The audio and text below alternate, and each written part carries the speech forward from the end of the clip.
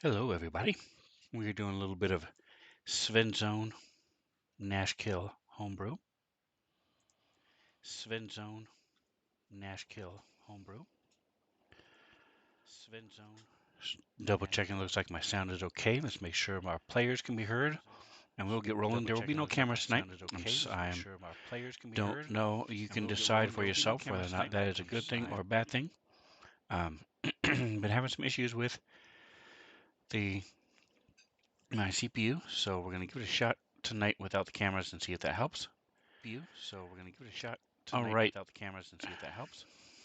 All right, so let's make sure everybody is here and alive. All right, so let's make sure Logan, are you here? Is here and alive. Yeah. Logan, are you here? Is here and alive. Nick, are you with us? Yep. Nick, are you with us? Antha did say she just walked away, so I don't know if she's here. With us? Antha did say she just walked away, so I don't know if she's here.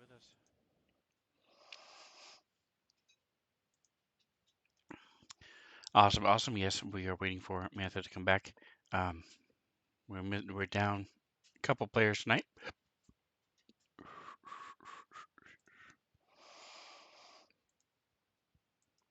Oh, will Ashley not be joining us or something? Yeah, she's not feeling well. Okay, hope she feels better.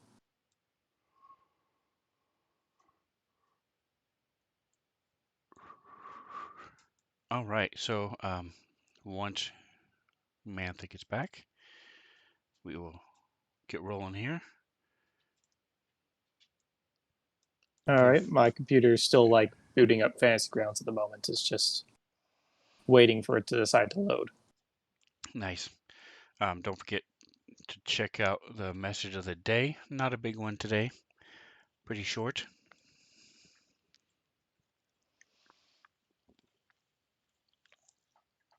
Those of you on the stream can see they fought some Marigons and some Spine Devils last week. Marigons are a little creepy. Both of them are type of demons. Fiends. Fantasy Grounds is now updating.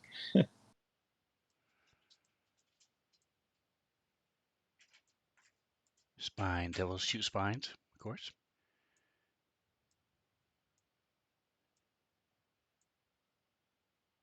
All right, so give me just a second here. I'm going to switch this.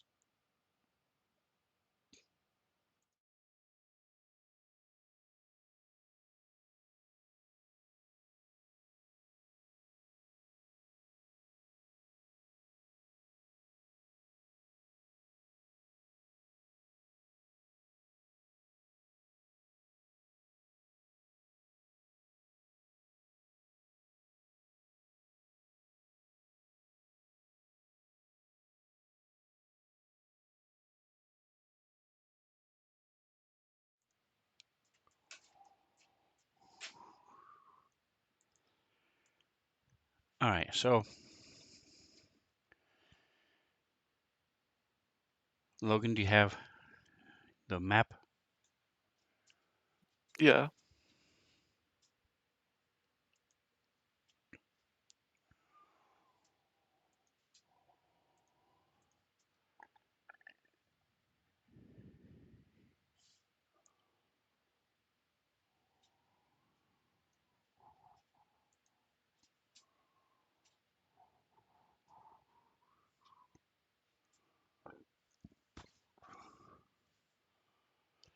All right, I'm going to take her.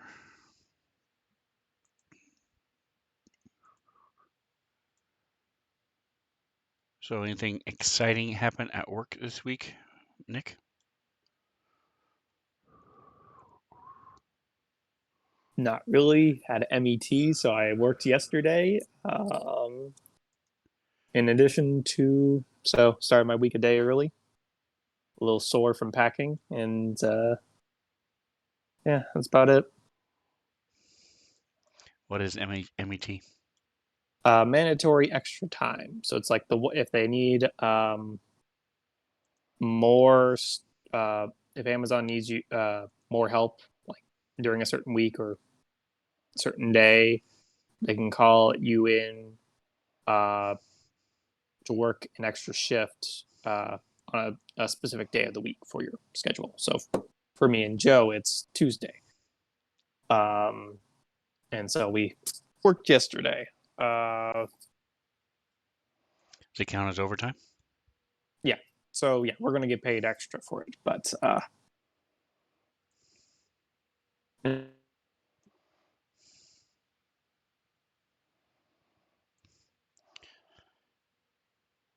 And what's going on in the life of Logan these days? Anything exciting? No. What have you been playing?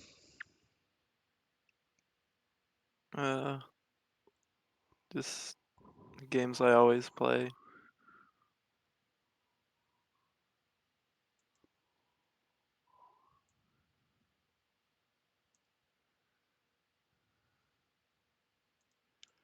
Because you said you had stopped playing Minecraft for a little while.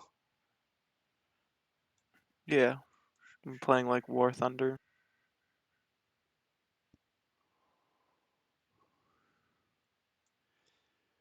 Only War Thunder I know is from like the 80s. It was an old helicopter simulator. hello. Hello. I think Discord freaked out on me for a second.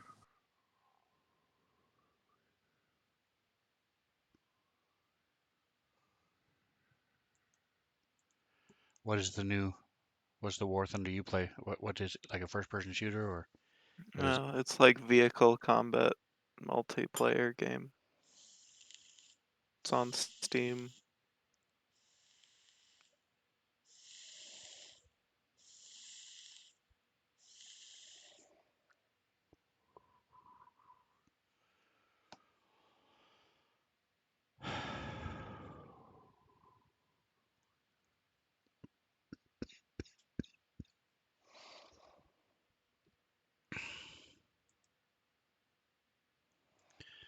By the way, Nick, are you pretty much locked into having an Archfey Druid for the new campaign? Uh, I mean, Warlock? yeah, kinda. Though actually, I might possibly have to drop out for other reasons. I currently try to get something to work so that I can still play, but I'm not sure if it'll actually end up working. But if I do, I kind of want to play an Archfey Warlock. Actually, kind of a little excited for it, so I really do hope I'll be able to get my arrangement work so I can keep playing with that. Remember, it is every other week, so it's not as taxing as some other games. That is true. One thing you may want to think about, I have an Archfey Warlock, and I've changed most of the spells, the names, and the flavoring for what they do for to reflect more Fey type names and things. So I mean they're the same spells, but they just in the combat tracker and in my actions page, the names are different and stuff, and the flavoring is a little Interesting. different. So Actually, that would be really cool. And trying to figure out different ways to flavor my potential spells that I could take, though I also haven't really looked into spells yet. I just do know that I kind of want to go back to the tome if I can, because we're starting at third level, right? Or second level? I think because I think we're first. So what had Oh, happened was we were looking at doing a one shot first, and that was going to uh-huh. be second or third level, but that's not happening. We're just going only the Monday night. So Okay. So that's where I so thought that. I'm pretty sure we're at first. All right, looks like All right. Mantha has returned. Yay! Hello. All right, Hello. so Genesis, you want to remind us what happened last week? Feel free to look at the message of the day if you need to. I'm definitely gonna need the message of the day. I can't remember what happened this morning. Mhm.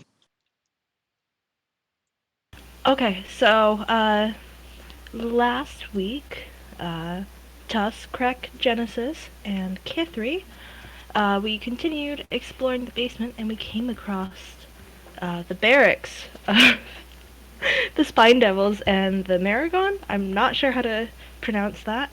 I know that Jen used a AoE spell that helped out with killing them, and Krek got hit a million times and somehow never broke concentration, which was pretty awesome. And obviously, Tusk is awesome at wrecking things. So we finished that fight, and here we are, beat up but alive.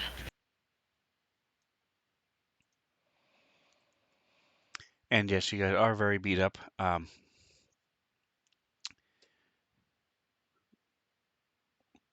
As the blast of the thunderous lightning bolts and halberd slamming against the floor echoes throughout the hallway. It is eerily quiet. What would you guys like to do?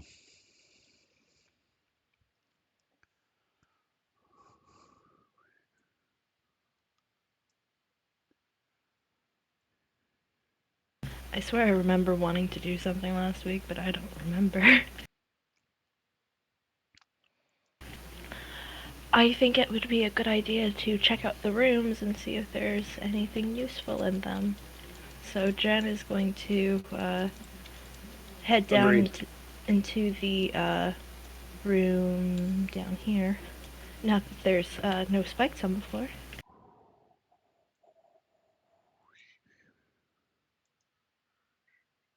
Gonna extend my map a little bit. While she does that, Tusk will real quick glance up downstairs just to make sure that no one else is coming, possibly from downstairs, before checking out the room to his left. Well, if anything down there can hear, they definitely know something's going on. Yeah. It's not like there's a small thunderclap every time Tusk hits something, or a sound of a war horn whenever we get attacked. Yes, that is Or what the sound of lightning. started the whole thing. Was this, or alerted the other room, was the war horn going off from his battle axe of warning. Yep. I mean, great axe of warning. Give me just a second here. Bronze Tusk, Train. the Okay, great it is bronze right. great axe of warning and thunder. +1. We will never survive a stealth mission between Tusk's warhorn and Jen's clanky armor. Like,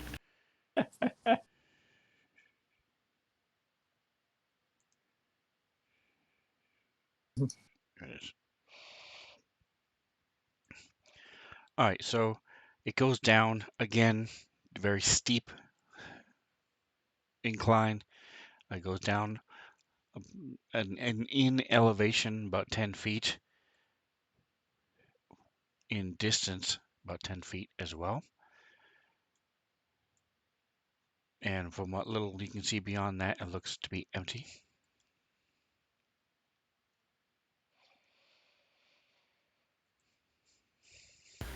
okay. All right. Jen, you see there are various remains, little scraps and bits of miscellaneous food, little some of the reeks of some of the pickling brine in here. There are various blood splotches all over the floor.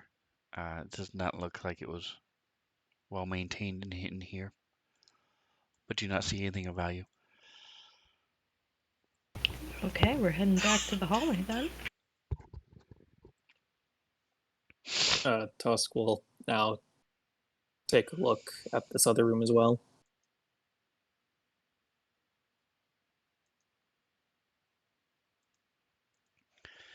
So this room is completely empty.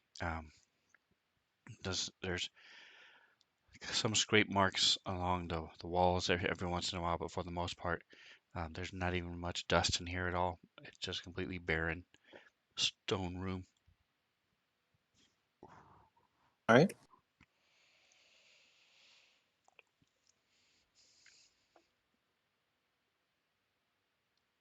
Greg, what are you up to? Guess I'll take a peek back upstairs to see if anyone's coming.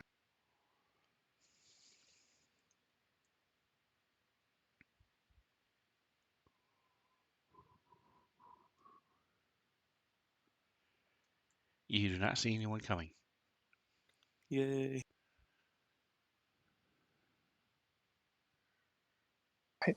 Start safe.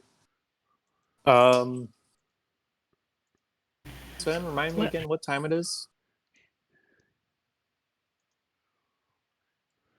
Like, I think we set it up around the end of the last fight, but I don't. Thank you. I do remember that we were going to take a rest, and that. Well, actually, let me say that in character. Well, I don't know about you guys, but I think I could use a bit of a break. I know that there's the study that we passed by. Should we head back there?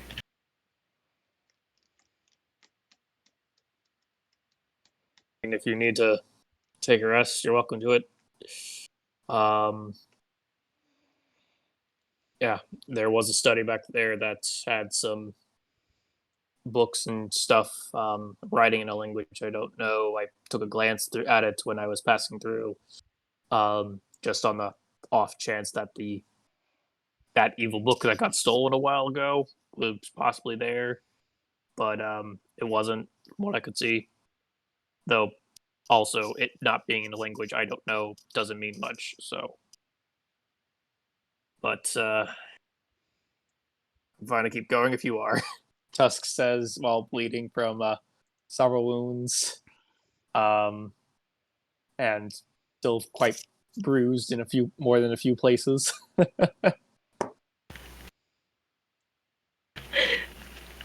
Jen kind of like looks at him like,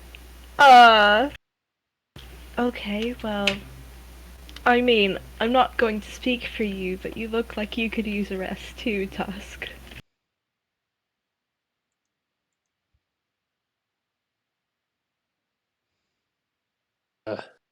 Very well, but more just trying to say if people need to push forward, I am willing to push forward, but also don't mind going with what everyone else would like to do. Can we please take a rest? I love Tusk, but he is with two spellcasters right now. And one of them is completely out of spell. Oops. You can get stuff back on a. Wait. I don't Long know where rest. yeah, rest. okay. I don't know where I was going with that. I kind of like lost the sentence halfway through. Yeah. So as it seems like you guys want to be heading back towards the study, Tusk will, follow you guys back to the study.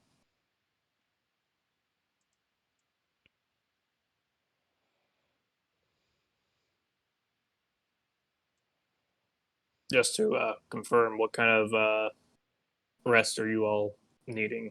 I don't know how your magic stuff really works. You guys thinking of needing to sleep for a while, or just hang out in the study for a tiny bit while Jen takes a look around, or possibly even you, Krek, you may find that interesting. I'm not sure if you mentioned being trained to be a wizard, but you aren't. So I don't know if you like books or don't.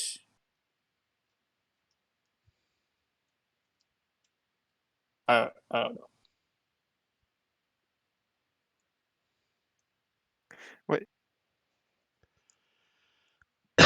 So are we taking a rest? What? Well, So, I'm assuming you guys want to take a long rest. That's what Tusk was asking to confirm. well, honestly, I think I could do with a bit of shut eye. Yeah. Right?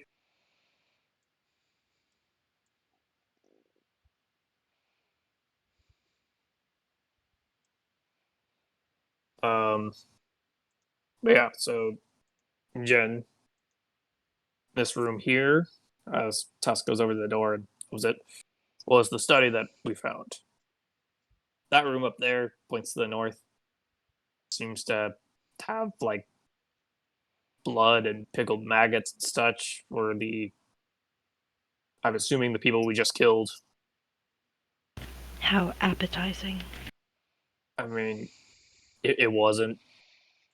Did almost accidentally throw some of that blood on Kid 3, though. On accident. Yeah, I was being sarcastic, Tusk.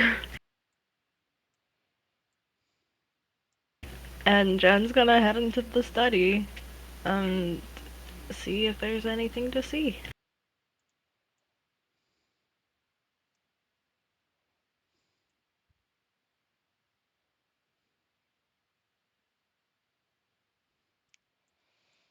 All right, so Tusk, are you going to study as well, or are you staying out there? Is going to stay outside and keep a watch towards where the ladder down was, which I think was in this center room. But The ladder up? like the way out of the cellar, which I thought was a ladder, or was that stairs? Yes, the ladder going up from here. All right. All right. And yes, it was in the other Okay. room. All right.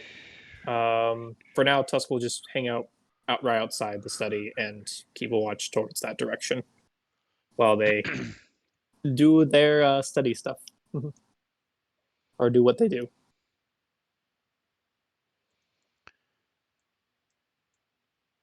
All right, so what are Crick and Genesis? What are you doing? I wasn't here when they originally got to this place, so, what's, like, the layout of the room? Are there, like, scrolls or books or just papers or... So the door was originally locked. K3 unlocked it. The room is furnished with a desk and a chair and some bookcases along the chairs on the west wall. The bookcases are on the south wall. The desk is in front of the chair.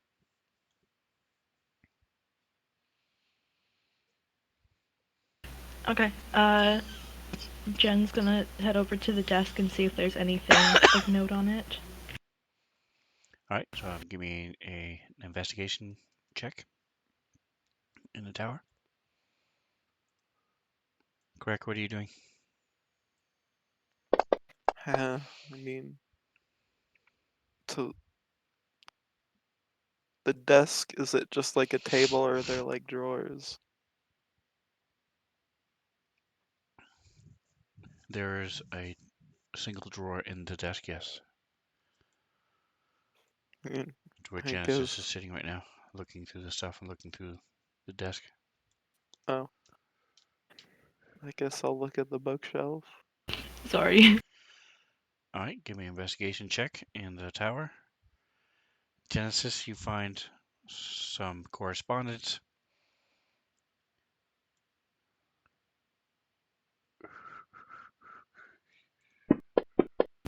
Is it in a language I can read? History, request row.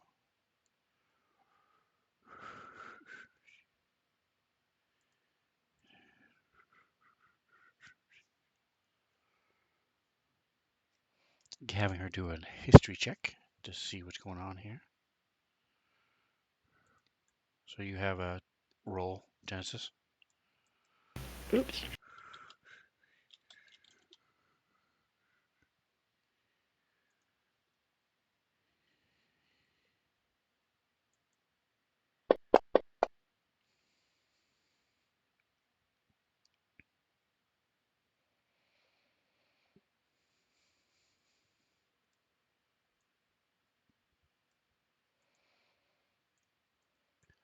All right, so Genesis, you were able to find, yes, you can read. Most of it is in common, and there's some of it is mundane, but you do see some correspondence talking about a delegation who is going to be coming here, and they are due to arrive the 21st day of the second moon, and reassurances by give me just a second. Sir.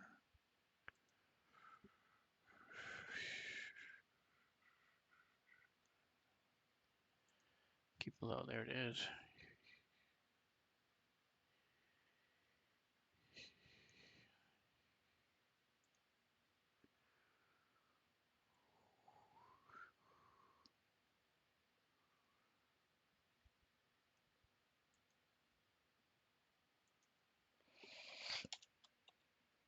Rika Terge. So Rika Terge responds and says that they are everything will be ready by the time they arrive.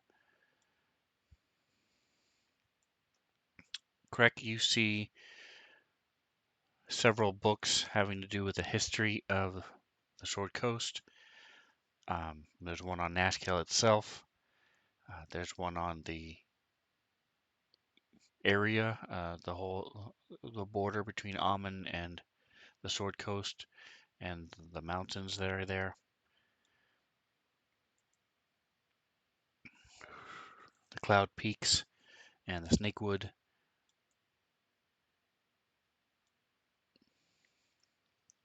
There's a couple crudely drawn maps that show those same locations on the maps, the Coastway Road, things like that. Maybe I could look at the. You said there was a history of Nashkel, right? Basically. Yes. I wonder if it has like those the tunnel network, and it mentions anything about that in there. Ooh. All right, so that's going to take some time to skim through and read through. There is not any kind of index in the front or anything like that, so it would take probably an hour or two to skim through it.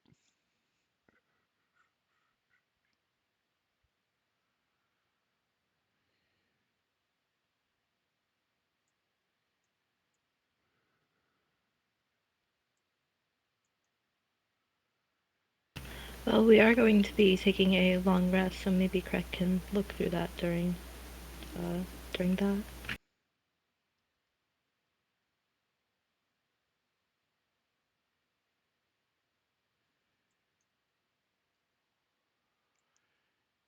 You do see some papers that have drawings and sketches of different parts of Nashkel that are jammed into a burlap sack. It's clear that these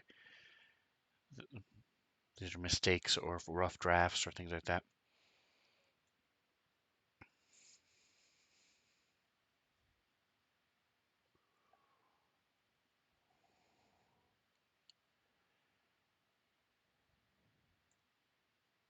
The only other thing of note is a book that Tusk had originally saw. It was it's probably the most book that is there. It's got a dark leather casing, and the wording in it has long since on the cover has long since faded.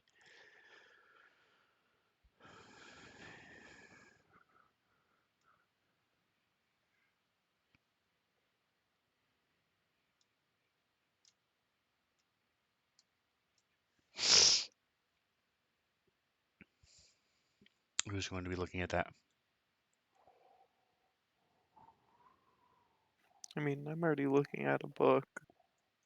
Okay. What So language Jen, did you speak? Me? Yes.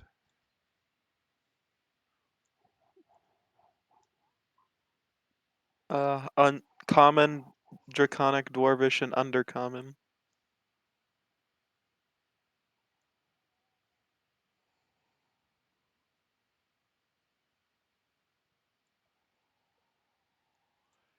So you're pretty sure this is Infernal, Dang. and you're not able to read it? I'll say, hey Genesis, can you read Infernal? with a bit of magic, I can. Okay. So Jen's gonna take the book, I guess, and cast Comprehend Languages. And are you casting it as a ritual or using a spell slot? You know what? We're gonna take a long rest, so we're gonna use the spell slot.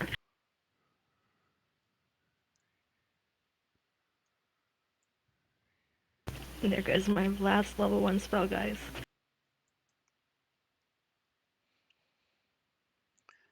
Alright, so now throw a couple rolls at you.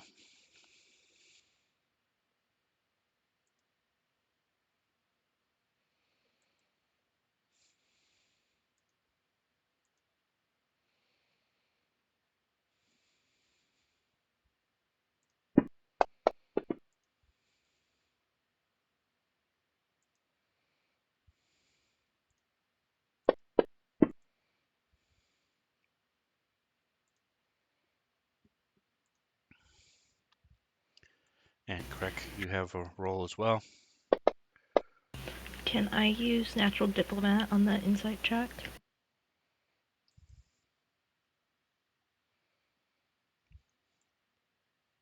Basically just rolling a d8 and adding it to the result.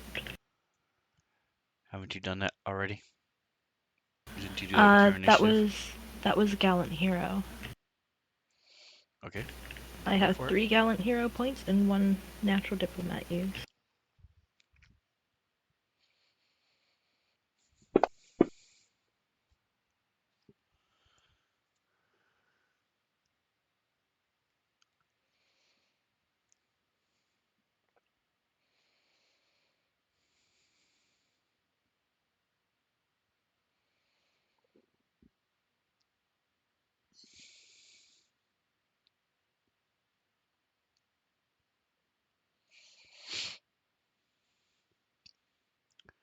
Alright, so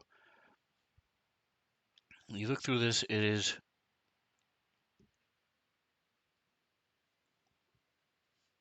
notes taken by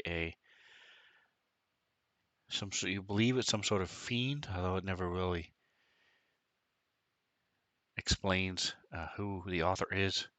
Um, it might be some sort of wizard, but basically it's these different rites that were performed, different spellcasting rituals that were performed um, in the lower planes, and the effects of what they did and things. It doesn't actually have the rituals themselves. Between the two of you, as you're talking about it and saying, this one covers this, you're also able to tell from where the book has been opened to. It looks like that they were focused on this section that had to do with scrying ritual and being able to cast magic through uh, what you were seeing in the scrying.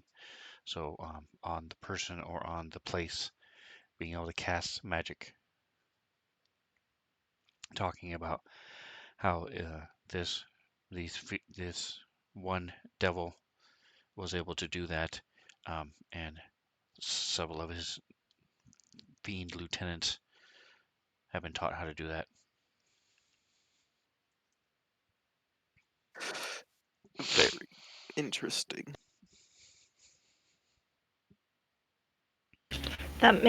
I think reading about that makes Jen think about the like basement that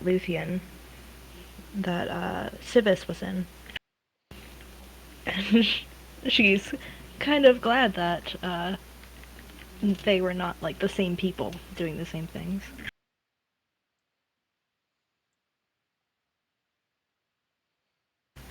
So she's going to ask Craig, so do you think that's how... Well, I know you weren't there, but do you think that's how the stuff was done in Nashkel? Cause I mean, they actually were able to do that. Exactly. But maybe that's why we were sent up here, and that's why they think that it came from this tower somehow. I just don't know how, if they were successful, how word of it could have gotten back to the people of Nashkel, you know? Yeah, that is a bit weird. I mean, we still have to investigate the tower. Maybe we'll find out more up there. That's true.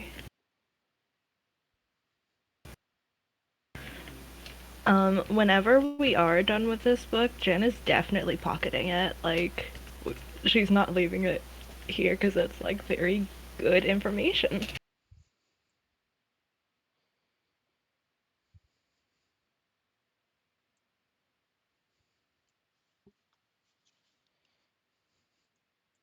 All right. So what are your plans now?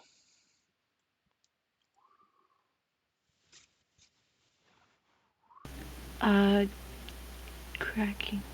Jen's no longer at the desk if you wanted to investigate the drawer.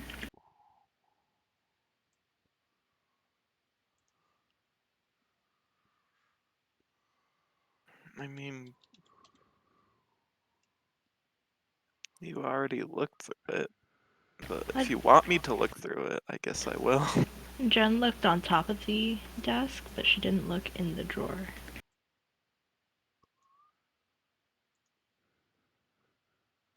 I guess I'll look in the drawer.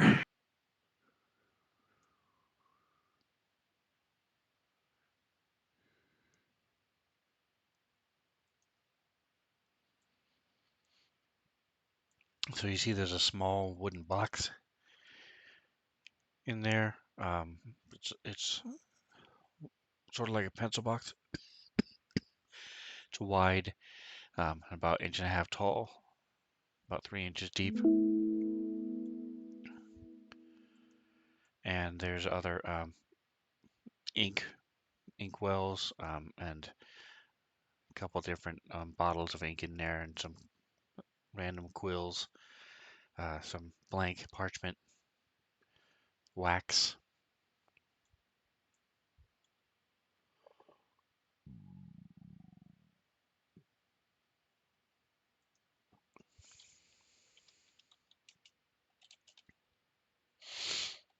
So, like, a not really calligraphy, but like, it's just like pen, ink.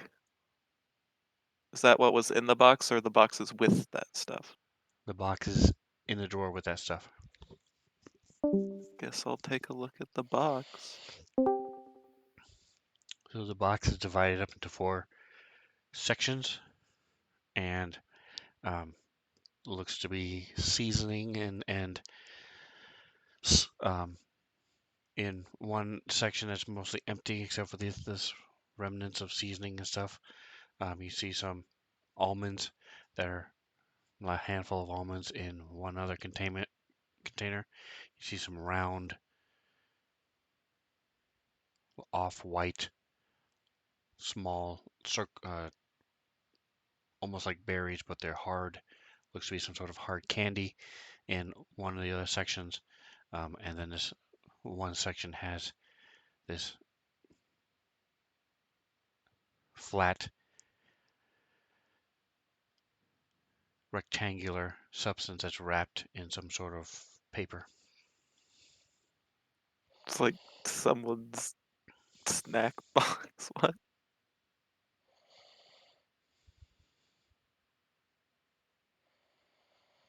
And with your scent, you're able to smell that it's that as soon as you open the box, you smell chocolate.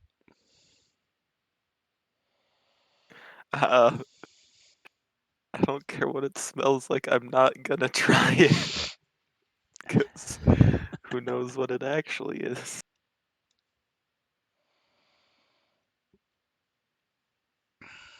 Turns out it's study snacks.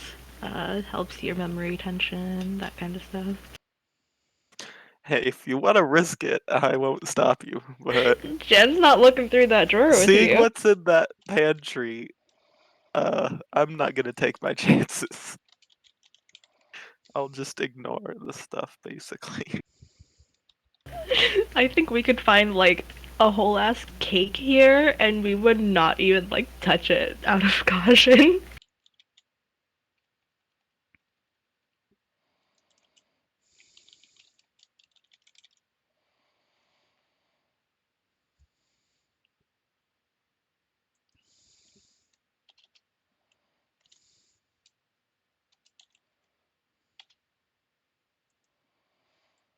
All right, so what are you doing with the stuff in the drawer? Do I still have like I have ink, but there isn't any paper, is there?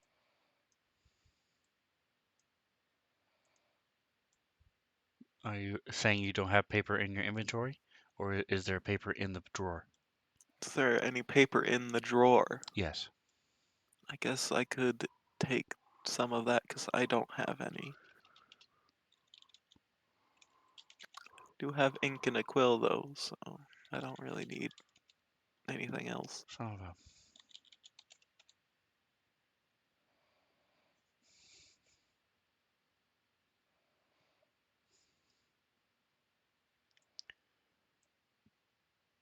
I mean, if you're not gonna take the ink and quill, Jen would.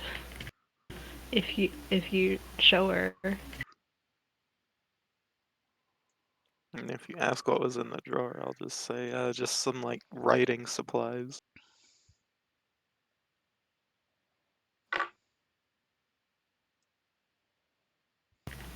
You find anything useful in there? Just stuff to write, like writing supplies, letters, and stuff like, or not letters, but stuff to like make letters.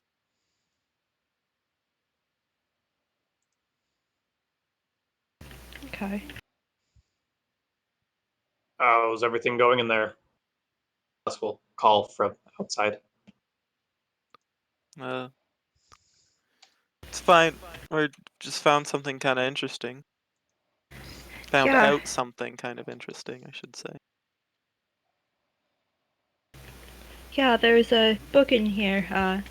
Sounds like the one that you described earlier. It's got notes about a ritual, about lots of different rituals, and in particular, it looks like they were focusing on scrying magic and being able to cast through what they're seeing.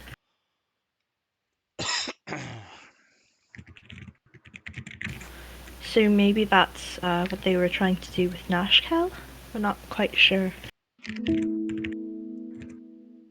Well, this tower is like a magic magic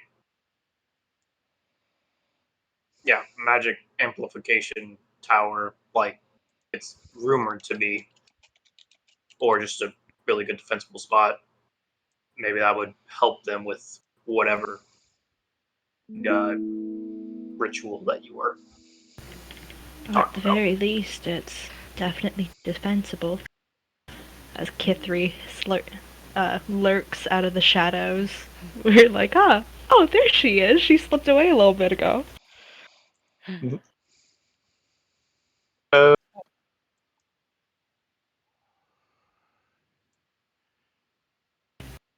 And there were also some letters on the desk talking about a delegation that's supposed to get here next week. They were kind of vague about it, but they did say that something would be ready by the time they come. Probably that spell or ritual, whatever, that lets you cast magic through what you're seeing in divination, or is probably takes a while to prepare. If they I'm even glad we're got here it to put a working. stop to it, whatever it ends up being. Oh, they're gonna come here next week and they're just gonna find this place empty. Unless we want to stick around and find out exactly who's coming. You could probably, investigate the rest of this place first after we take a long rest, please. Yeah, I was figuring. I mean, it's a few days away, so we got time. Well, it's not like if anybody was going to be coming, they probably would already know that we're down here. So, Jen, and then she Big kind of boys, trails off, and then she takes out her flute and kind of I don't know, settles down against a wall, and then Pretty sure the big that big red fiend that we fought with earlier definitely knows we're down here, but is probably licking his own wounds at the moment. So I'm sure I think we'll be fine. maybe he just can't make it down the ladder. K3, did you want any of the quills or parchment or ink? No, I'm good. Oh yeah, I was gonna take the. Seem to have no problem of just instantly teleporting short distances or fairly long distances, actually. So, sure, if he really wanted to, he could. Other than that, I'm sure we'll be fine. I think we should keep watch, nonetheless. I'll take first watch. Okay. And Jen is doing Song of Rest at the moment, which doesn't really matter because we're taking a long rest, but we're just gonna do the role playing and say that she does it every time that we take a rest because obviously. All right, so before I forget, Genesis, or rather, Mantha, if you go to Genesis Actions page. Okay.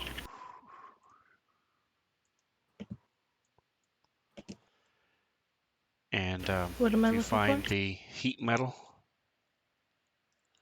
it's under your bardic spells.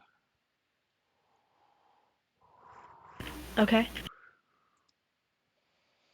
So if you click on the magnifying glass, you'll see you have the traditional heat metal spell 2d8 and then the concentration.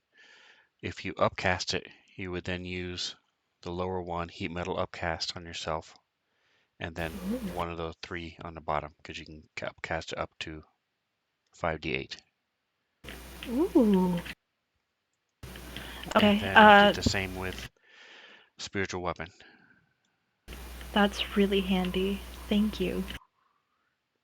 When I do cast it, do I put both of the concentration effects on myself? Because it looks like the upcast has a duration of 0 rounds. Nope, just the one. Okay. The duration is I'm not really worried about it running out. I've never had that issue before. Okay, I was just saying because the the one that came with it Broken is a Mold Live, minute, how are you?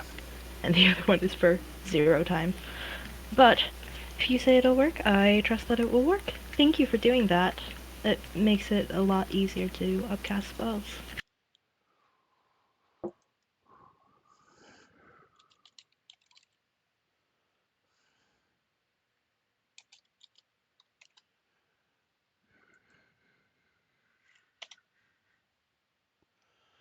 So we have Broken Mold live in the stream with us. They've just started with Fantasy Grounds probably like a month ago, give or take. So they've been lurking on some of the streams I've had, so they are awesome. Oh. Glad you could join us. Thanks for showing up to the stream. We really appreciate you hanging out with us. All right, so as I mentioned, so you got those 2 spells. I only didn't do those 2. I know you can upcast other spells, but those are the 2 that you seem to do more than any others. So we'll just play it by ear. It's true.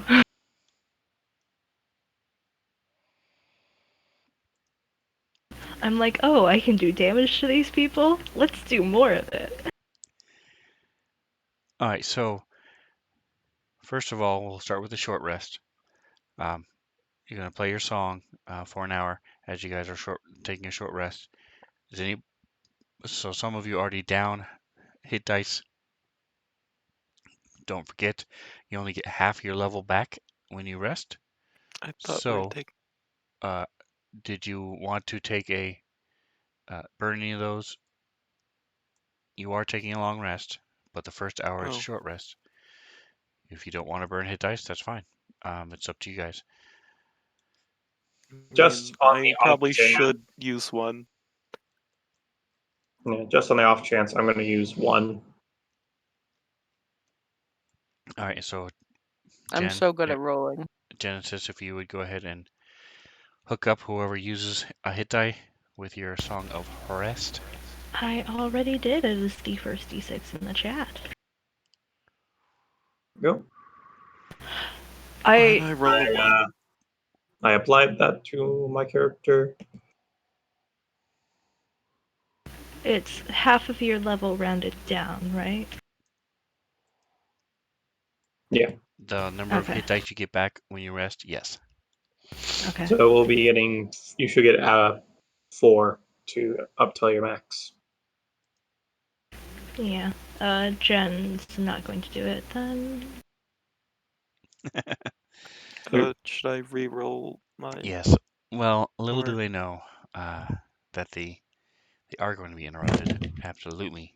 This intelligent Correct. demon Did you is not apply gonna the let them Song get of a long Rest? rest If in not, his I own can house. apply So it for you.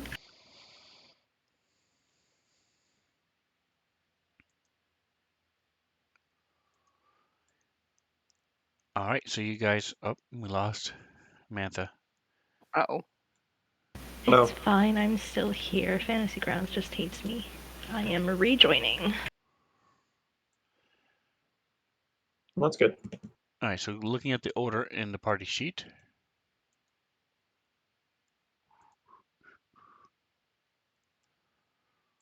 Is that the order of watch?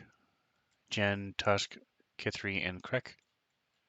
Tusk said he'll take first yeah. watch this time, so. Jen will take last watch then. So I guess shift everyone forward by 1 and Jen to last? Unless, That's fine. Alright. I don't know, me as a player, I'm weird. I always take either the first or the last watch. Doesn't matter that much. You say that, but we lost Day during one of the middle watches, so.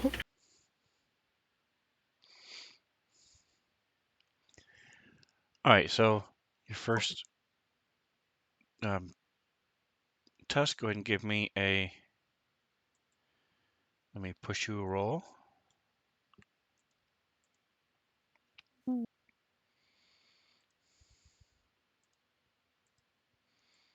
So are you staying outside this door? For my watch, yes. And then I'll. Yeah. Sorry, what? So what are you doing on your watch? Are you leaning, sitting down, leaning back against the door? Are you pacing? Are you doing push-ups? What are you doing?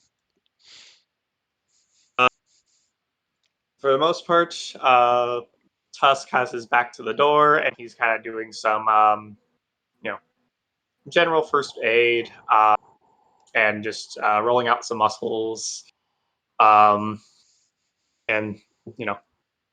just taking a little care of some of his bruises and cuts that he's received. I'll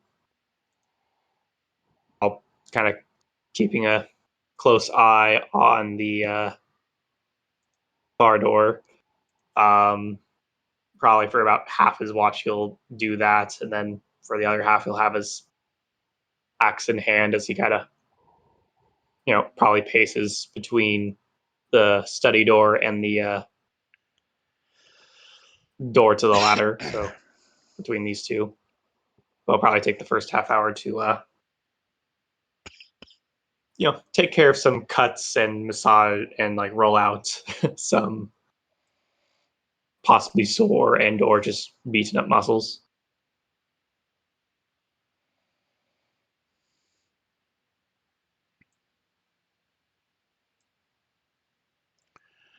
All right. So your watch goes uneventful. You wake up Kithri.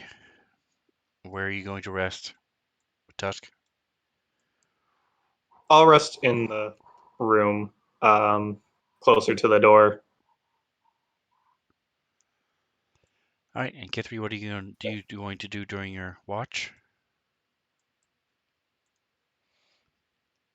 She's probably going to look over all of her weapons and make sure they're clean, even though the magic weapons don't really need to be looked over.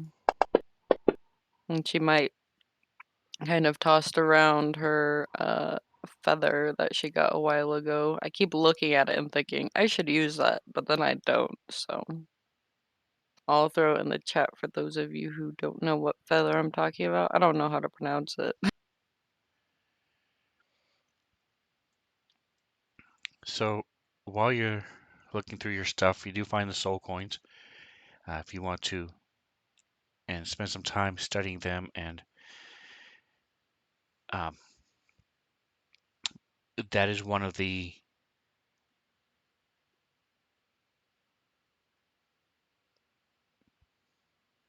things that are talked about in the book that Genesis found. Okay. So you can open up those to see what they do. It should be now identified for you. Yay. If you're not familiar with what they do, you might be a little surprised.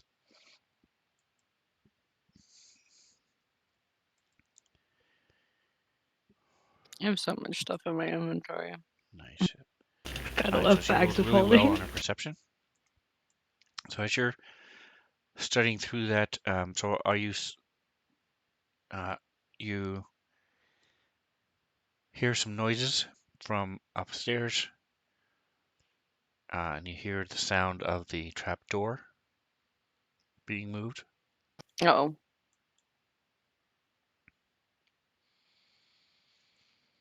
Maybe it was a good idea for you guys to use hit dice.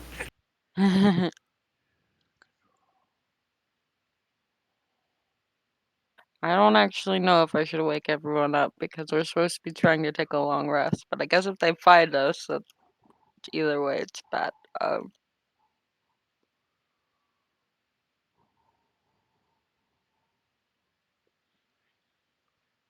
Did this door have a lock on it before? It was locked. The door to the study was locked, and you had to unlock it. I'm gonna lock it again.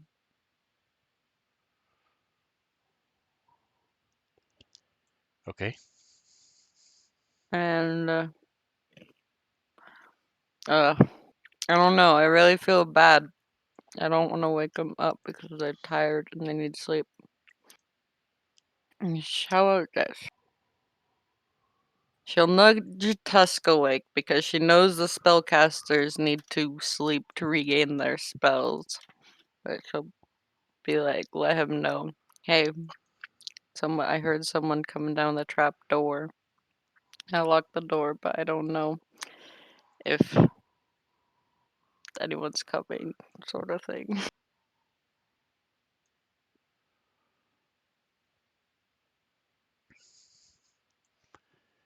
All right, Tusk, how are you responding?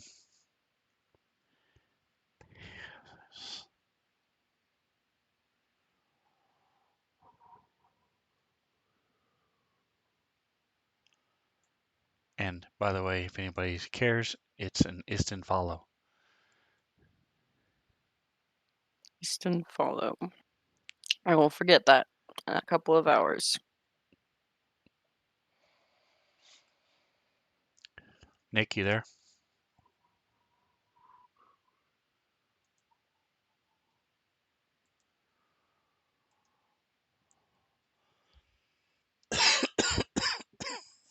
Oh. Nick? All right, so you've been on your watch for about an hour. So you have about another hour left, Kithri, before your watch is finished. As you're nudging Tusk, and he's like, "Give me a minute."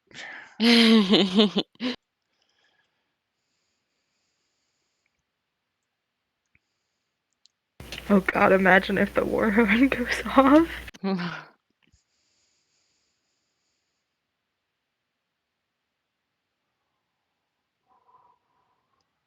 I mean, on the plus side, that wakes up the spellcasters. Yep. All right, so he's like, put some spike under the door, keep it in place.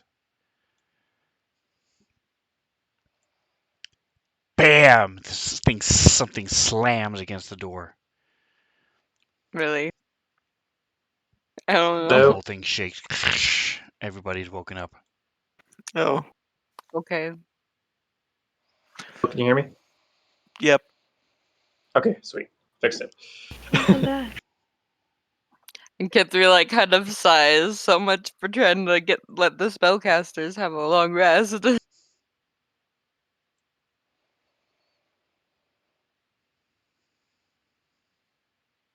With the slam, Tusk immediately gets up on his feet and after a second of like kind of shaking and fully waking up, gets his great axe in hand.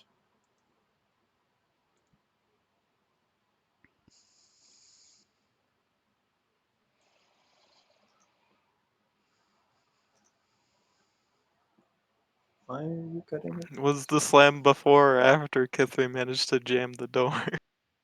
She has not jammed Well, the door. She was I talking to locked Tusk. it. She locked it, yes. All right, we're still missing Tusk.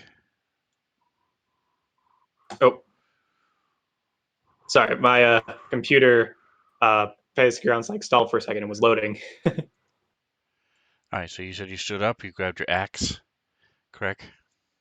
Yep. You're Oh. woken up with a start. Something slammed against the door. You see Kithri and Tusk are awake.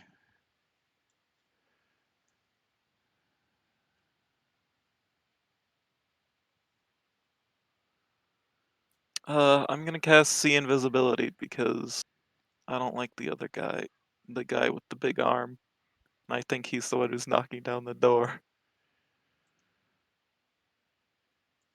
All right, so you cast See Invisibility. Kithri.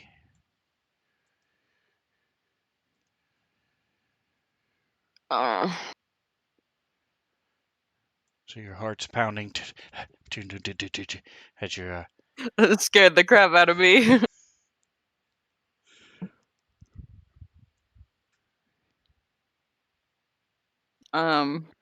She'll go ahead and cast.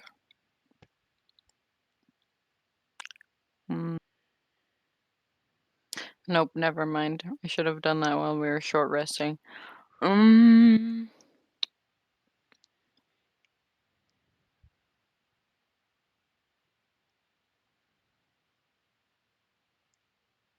I think she'll just ready her action for now. The door was locked before they got there, and it is still now locked, so I don't know why I slam it on the door. Ringing is scary, but I will hold my action to use.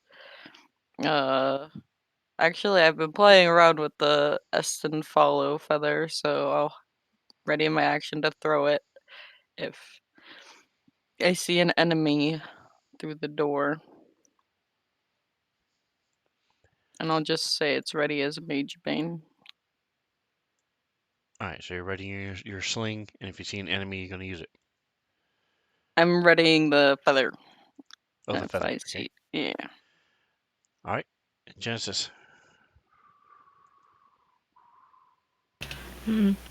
I think. I mean, I put something in the chat, but I think Jen is just over here confused. Like, okay, shouldn't they have the key to this? But that's besides the point. Jen is going to.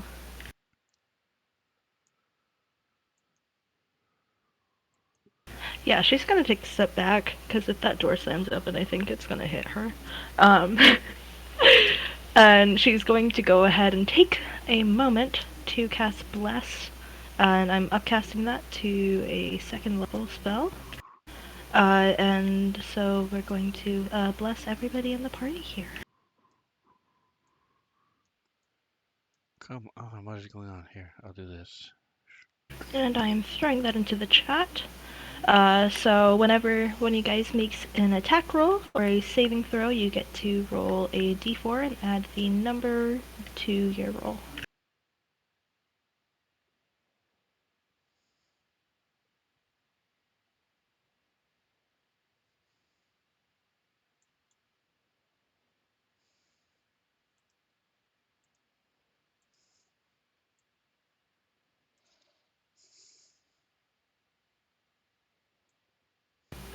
Did anybody else's vision just go black? You vanished from the screen for a second. Click on your token, you should get it back. Okay, I was like... Alright, so you cast Bless. Yes, so Jen cast Bless, and that is her action. And I can't really use my bonus action for anything at the moment. So that's my turn.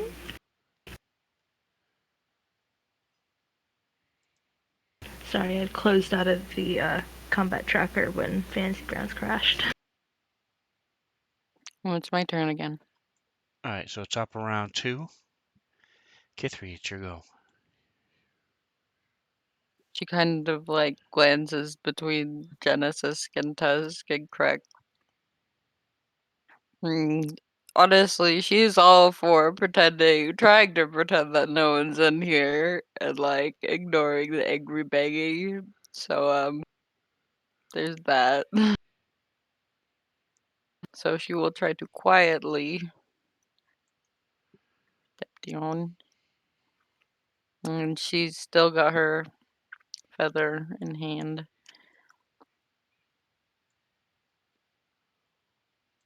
It's for throwing. Alright, Genesis. Are you standing up? Yeah, she is going to be standing up. Oh, I realize now that I never ended up taking off the earplugs from before. I figured that if she's going to sleep, she would probably have taken them off. So my action is to put them in. Because she kind of wants to know what's on the other side of this door.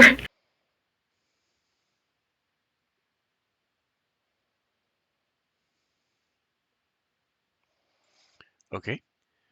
Tusk?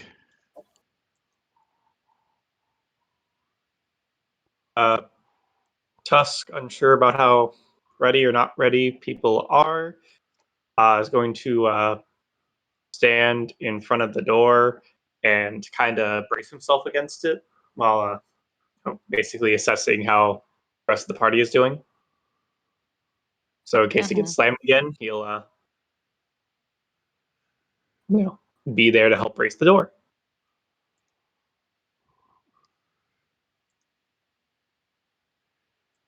All right, incorrect.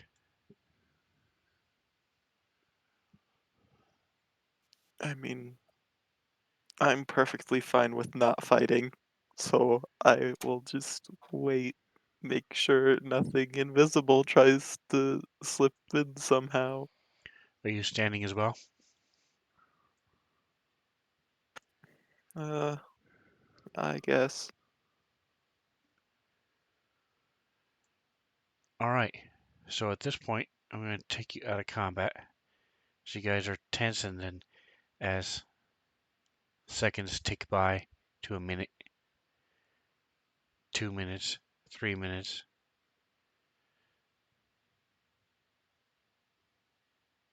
Nothing. Genesis, you don't feel anything outside the door. Nothing else happens.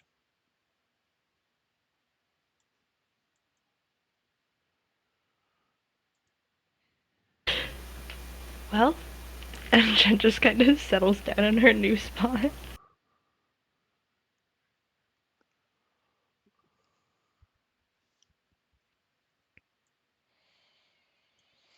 All right, incorrect. What are you doing? How long I is that guess. spell? 1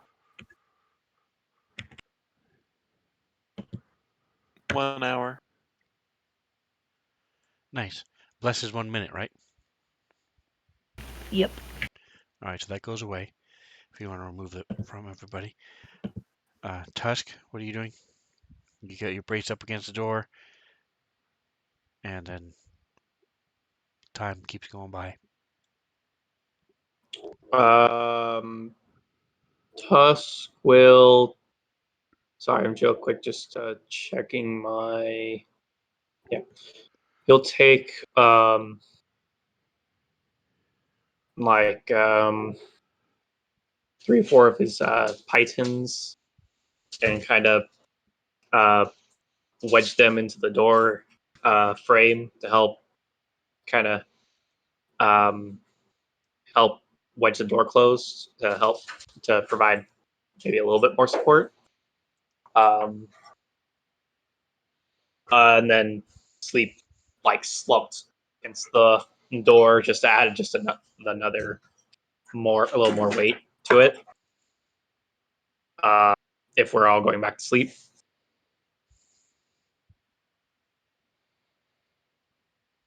Well, that was fun, guys. Mm-hmm. Yeah. I'm glad I realized it was coming before it, got to me. All right, so give me however many athletic checks for however many pythons you're putting in. Right, I'm gonna say putting in 5. You want them in the tower or just in the chat? No, you have a good idea where it is. So how are you putting 5 pythons in a door? Well, actually, I'll ask. Can I possibly wedge some in like the side of the door and possibly up top as well? Do you think I could get them so they can stay? So not just doing bottom, but also possibly the top and such? Or would that not stay? So you're doing 2 on the bottom, 2 on the side, and 1 up top? Yeah. All right, so make your rolls.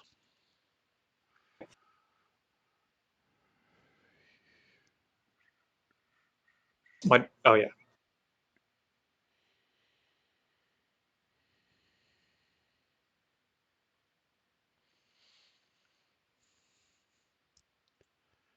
All right, so Genesis, you're sort of 5. laying down, eyes closed. All of a sudden, bam, bam, bam. You hear as Tusk is nailing in these pythons. Yeah.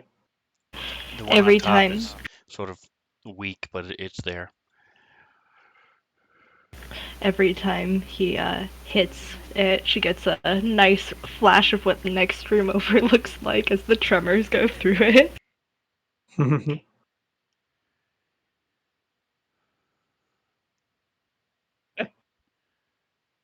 And I think at that point she takes out the earplugs before she gets a headache. All right, and Kithri, are you wearing yours still? If not, you I might would wanna have turn 'em off. assumed she would put them on during her watch. Okay. And as it is still technically, I think, her watch, I think she'll leave them in for now. But she'll take them out when it's her turn to go to sleep.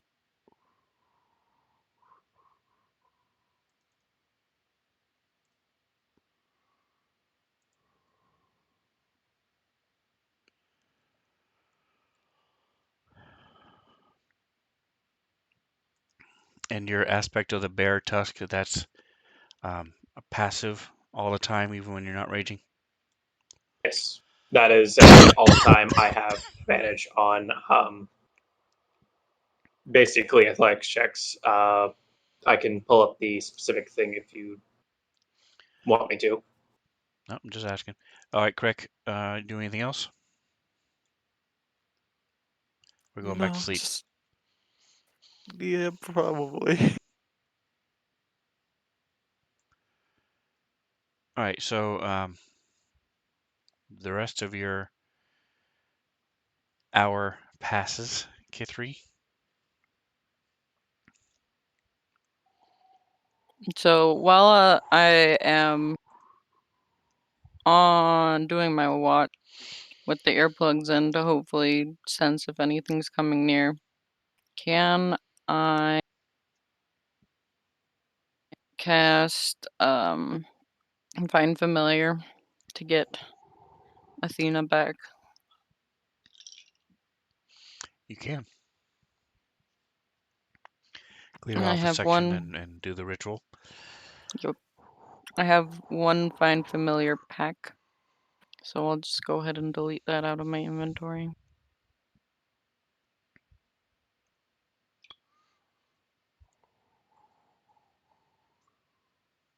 And that spell takes an hour to cast, so it will finish off my watch. But now we will have an owl friend to help keep watch.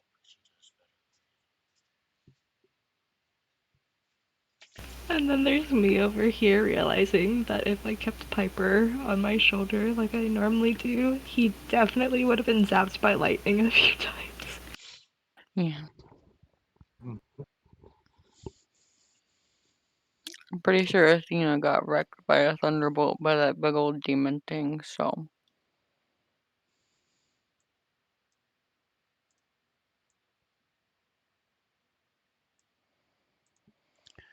All right, so you wake up Krek. Krek, how are you keeping watch? Oh, you said she had an hour left, so my my see invisibility is up. I guess I'm just doing it like a normal person, just watching the door mostly, I guess. I don't know. You sitting in the desk chair, Yeah, feet up on the desk, relax. not too relaxed. I mean, probably not that comfortable. Those almonds are looking really good. No. I remember what was in the cupboard storeroom. No way. I mean, you could They're liars. purify food and drink. You have that spell? No, I'm not a paladin or cleric. Or was it just paladin or something that came up? Okay.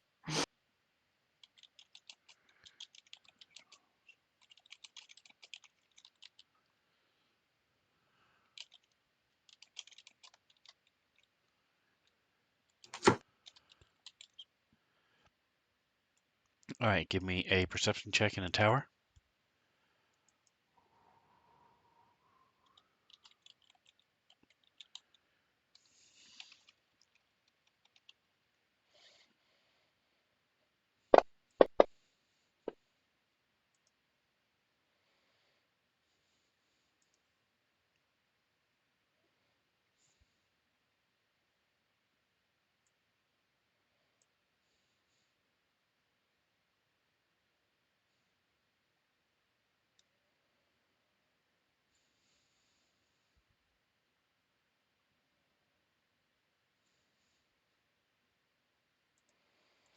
And Mantha, there's a book of Lore of Dark Rituals in your inventory now. Oh, thank you. Ashley, did you have any questions on the soul coins? I couldn't find it in my inventory, so no. Coin, is it just coin, not soul coin? It's not identified.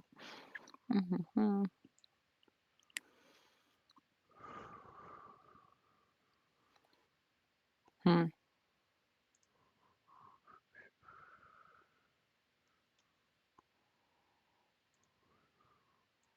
I just got a bunch of errors. I don't know if that was from the coin.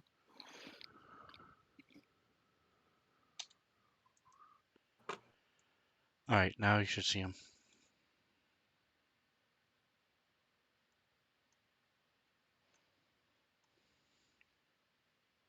Oh, thank you.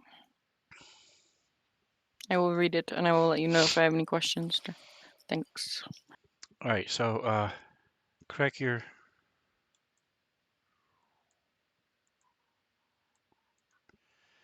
sitting behind a desk, and it takes you a minute to realize what it is that you're hearing, but it sounds like somebody is scratching or scraping the door. Like trying to dig through it, or like trying to like just, are they just sleeping surface scratches? You're not sure. You just hear a sound of something being scraped against the door. Oh, they locking us in here.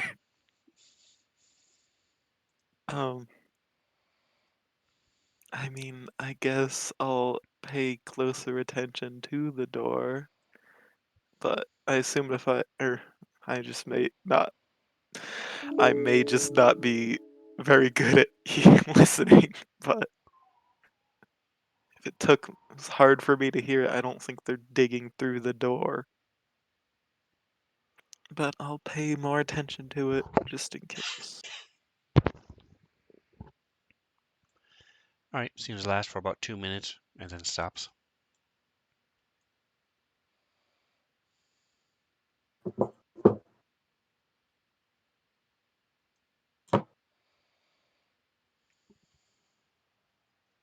Dang it. How do I not have detect magic? Where's the gun? There it is. Well, whatever. You're not a lame sorcerer. Detect magic isn't lame. It's like counterspell It's is like lame. basic. I mean, I have it, but like it's basic. Well, there's nothing I can do about it, and Genesis definitely needs to rest. I don't even know if she has it, so I'll just not worry about it.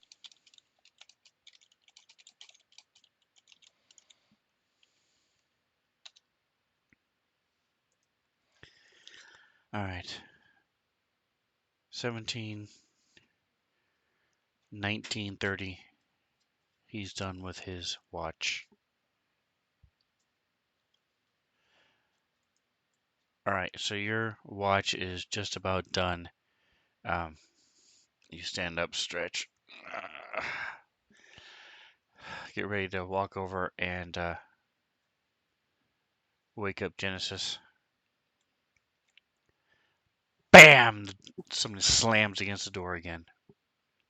Everybody wakes up. Jen is Yeah. started both by the bam and the fact that Krek is standing right in front of her when she opens her eyes.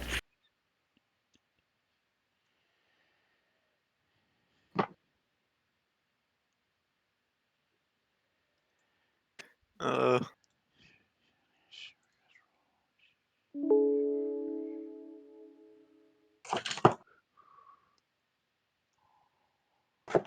1, 2, 3, 4. I think that's the Alright, same get thing I three. got So last time. you are startled Well, awake again. Kid 3 first thing is gonna go ahead and put in her earplugs because she took them out when she was sleeping so she could like actually sleep and not have to be woken up by Craig tapping his feet on the floor.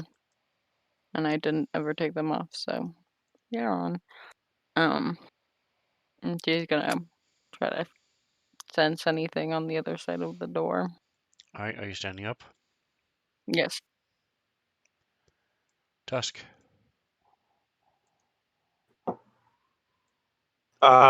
You are physically pushed a little bit, not much because of the pythons, and you get hit in the shoulder as the python in the top falls, hits you on the shoulder, clangs on the floor.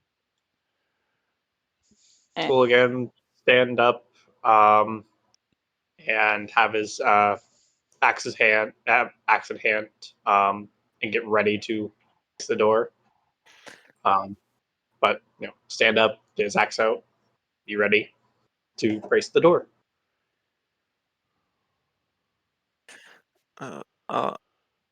You can talk whenever, right? Within reason, yes. Well, I was gonna tell Genesis. I heard something scratching on the door. I don't know. Yeah, I think it might be a magic, like something magical, but I don't have the means to know for sure. I think we might have to see the other side of the door here.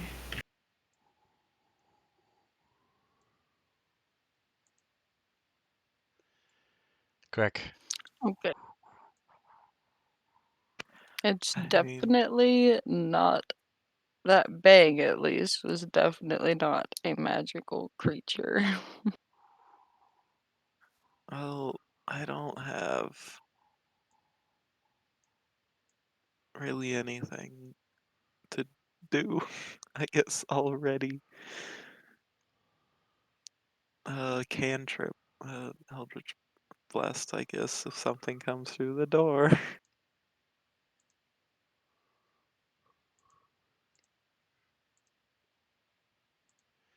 Genesis.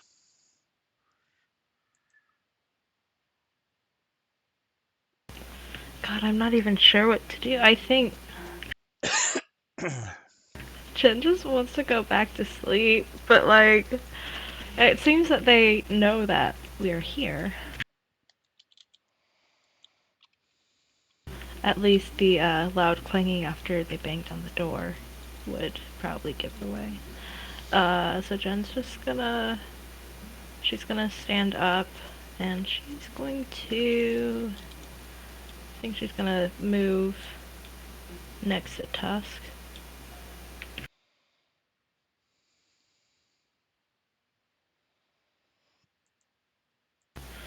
Oh, okay. I guess she was going to be readying her action to stab at whatever went through the door, and she says that I think I heard footsteps, but I'm not sure. Those footsteps you heard were probably whatever it was that keeps hitting the door moving away, because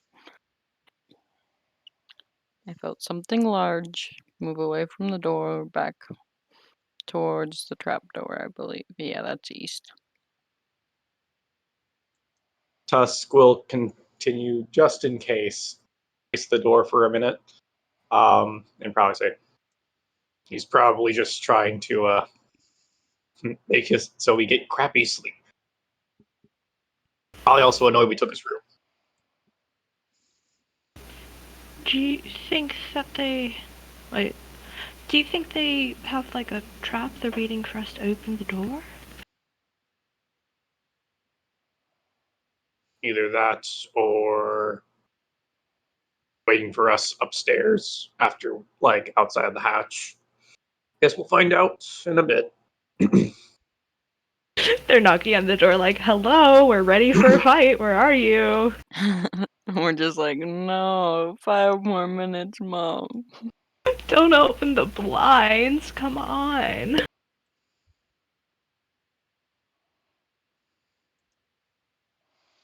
All right. Genesis, what are you doing?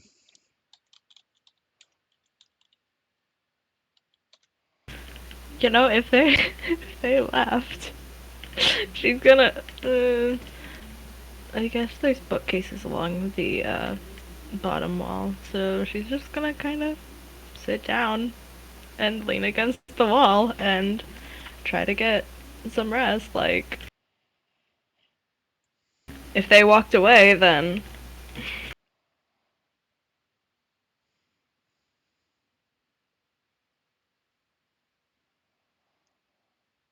I think she'll kind of like quietly try to like pace back and forward a little to get a better view or a further view of what might be going on outside the door, but she'll sit down near where Genesis is and kind of just get ready to finish the long rest. Sucks. But yeah. Um,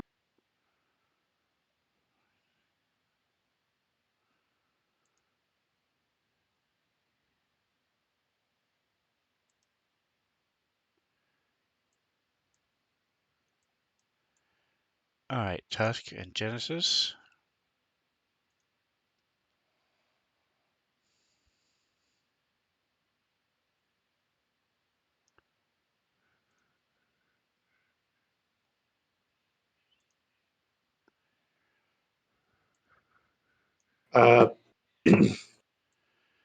If nothing happens for a minute or so, Tusk will. No, something is happening. Hold on. I'm trying to get to work. Something is happening.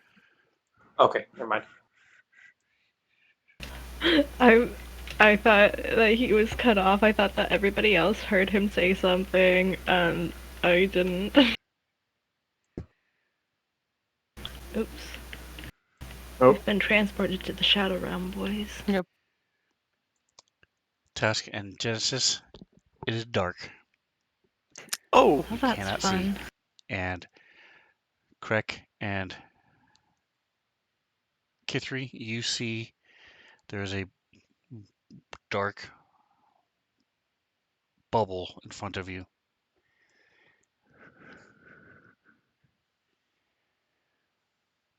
looks like the guy with the big hand is here.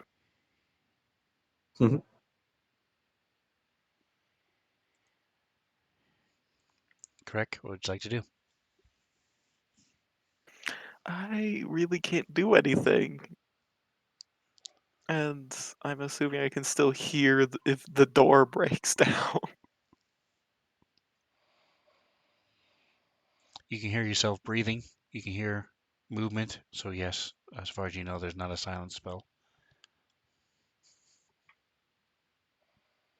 Guess I will hold my action. But what do I hold it for? Genesis, what would you like to do? Jen's gonna go ahead and put in those earplugs. And, I feel like we're just putting them in and taking them out and putting them in and taking them out. But, you know what? She's just gonna go ahead and put in the earplugs. And I think... You know what? No. I think she's still sitting on the ground because, like, last time, nothing happened.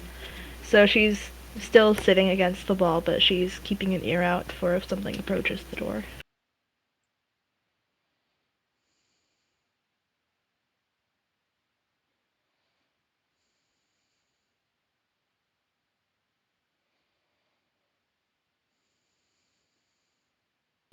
Oops. According to the order, since it didn't pop to any of my party members, I'm gonna say that there absolutely is something on the other side of the door.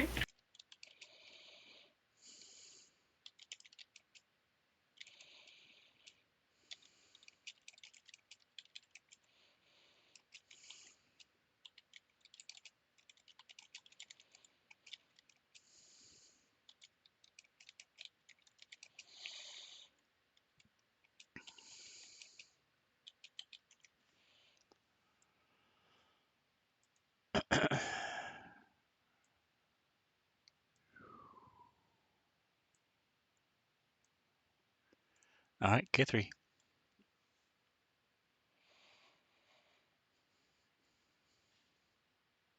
I don't remember there being a room to the east.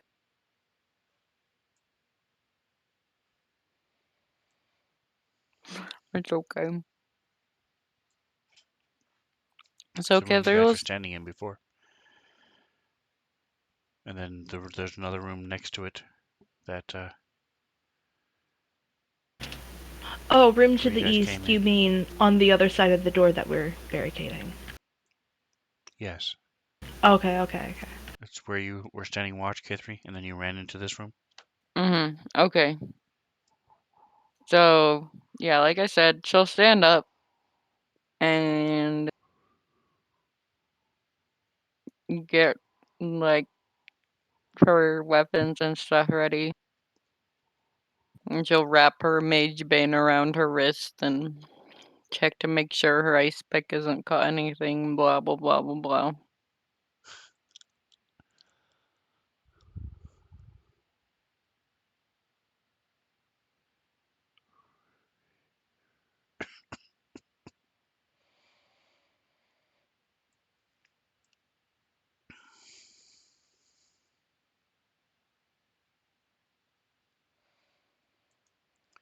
All right, Tusk.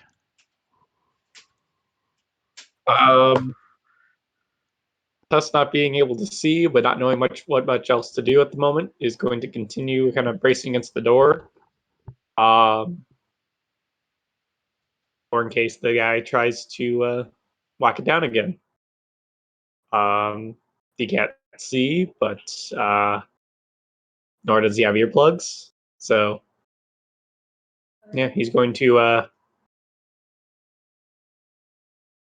just keep at that. I don't think I have any other thing to do at the moment. So, yeah, that's all I'm gonna do.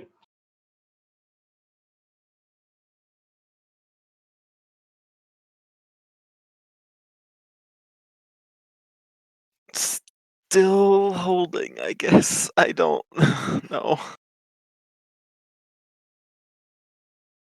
I don't know what to do. I have hardly any spells. I don't think any of them would be good for this situation. So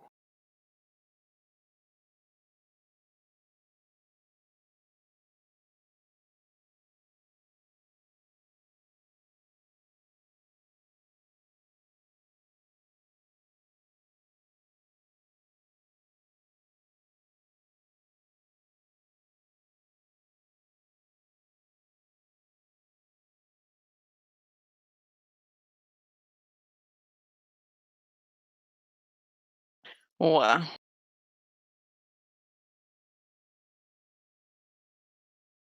Feels like you're just Oops. All right.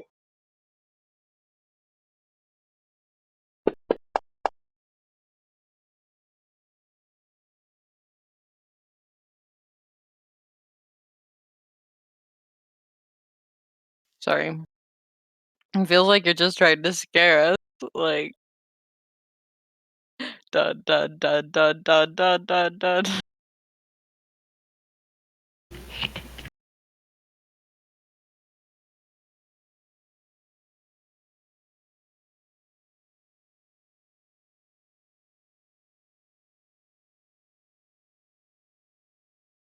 What? What? Uh. Okay. Tusk?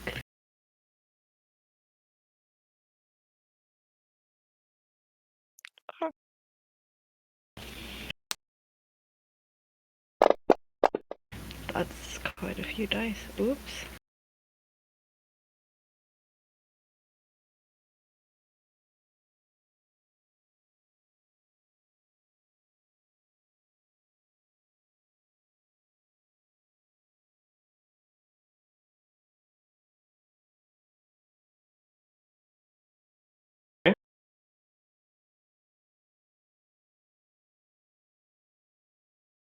Do I know where the source of this is coming from? The door? Hmm. Okay. Um.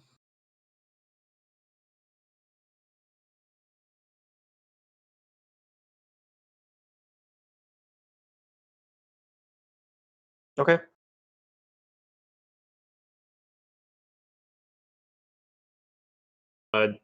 You guys probably hear after Tusk kind of lets out that um shocked little grunt of pain before he gives kind of like a and he's like a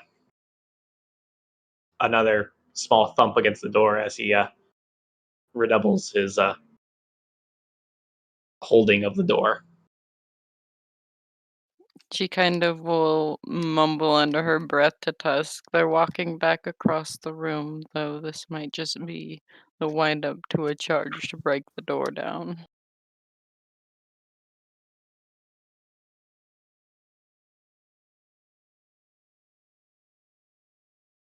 Tusk will kind of grunt and nod, though you probably only hear him grunt. Because unless, well, you have earplugs, so you might be able to faintly feel him move his head, but I don't know. I feel like Tusk grunts and nods so much that we just know what kind of grunt he does before he nods. Yeah. There's the acknowledge grunt, like the thank you grunt. There's the There's the I'm in pain but I don't want to say it grunt. yeah.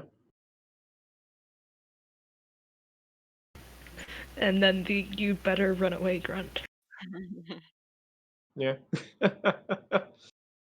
Sure, there's some more of those. I'll think of them later. I wish we just get like a glossary of all the grunts that Tusk does.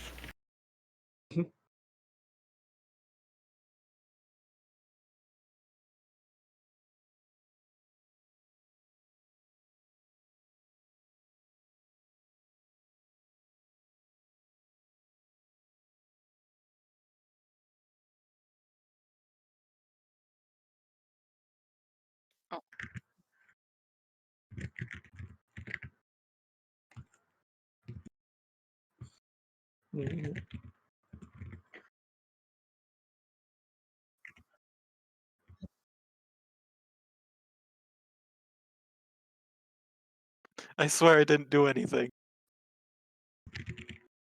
It was the door. Probably put like a sigil on the door. It's the scratching sound I heard. My guess. Probably. Maybe door that, or he. I think he had like an electrified hand. If it's a big boy, his other hand like had electricity or something like that. He might have just touched the door with that. They were large steps outside the door, so maybe.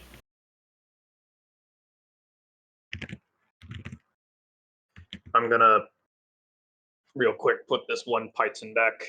Tusk will pick up the one that fell out from the top and try to put it back in the top. We're just gonna keep holing up in this room.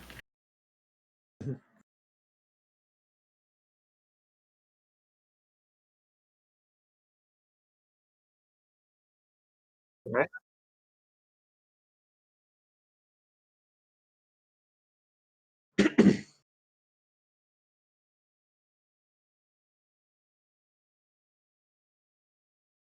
Just say once we are done with this, I'm going to be very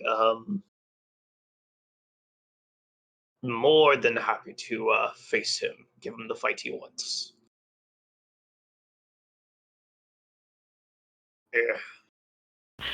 I'd say that if he interrupted us again, I would kill him, but I think we were gonna do that already.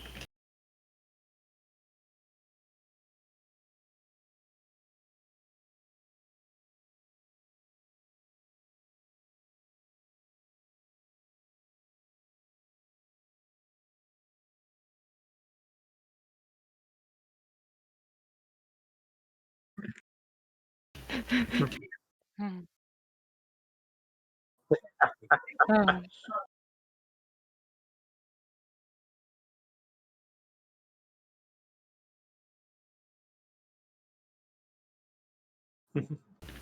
Now the task is to figure out which 3 he's talking about.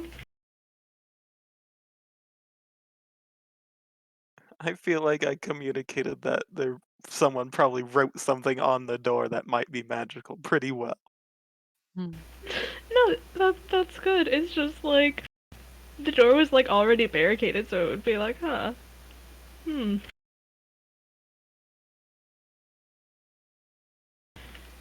I feel like they're just trying to lure us out for something. Oop, that's my other character voice popping in. Mhm. I feel like they're trying to lure us out or something. I don't know. I just have a bad feeling that there's a trap on the other side. It sounds like it also might be the big boy that got away from us earlier. Probably.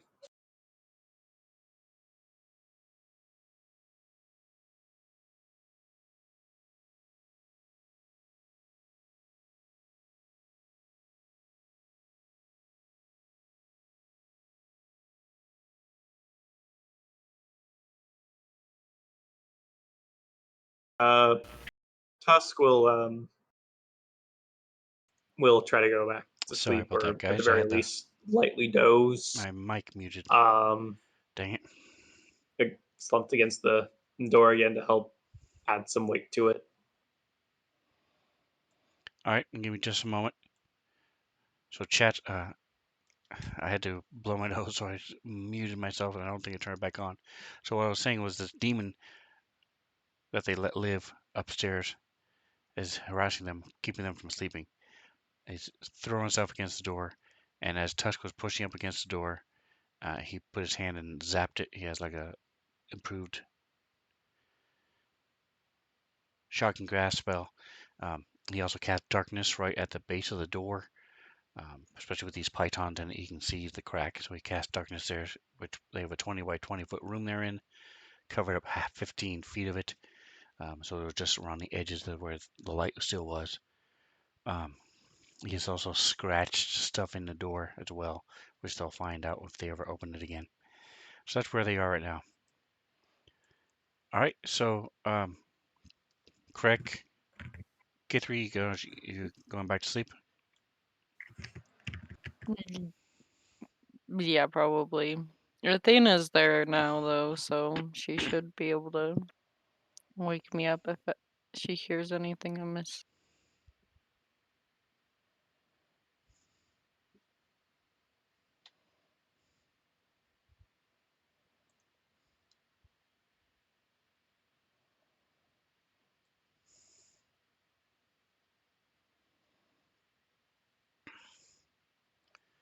All right, and Craig, what about you? I guess so, since my watch is over. I'll go to sleep.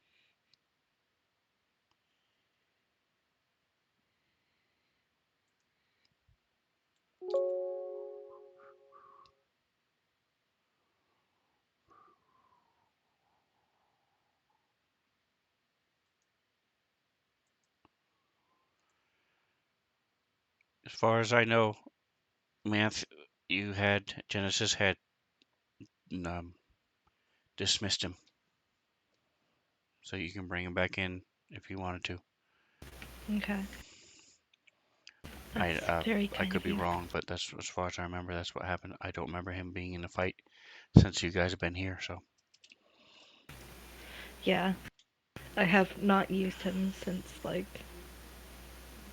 definitely, like, way before the tower. I just wanted to check with you because I didn't want to, like, I don't know, like, abuse it or whatever. 3, 4, 5, 6, 4, 5, 6, 7. So in that case, Jen's going to, I guess, like, summon Piper back.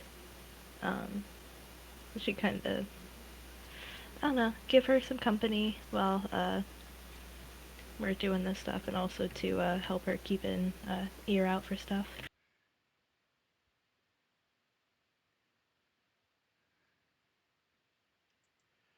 All right, so about half an hour into your watch,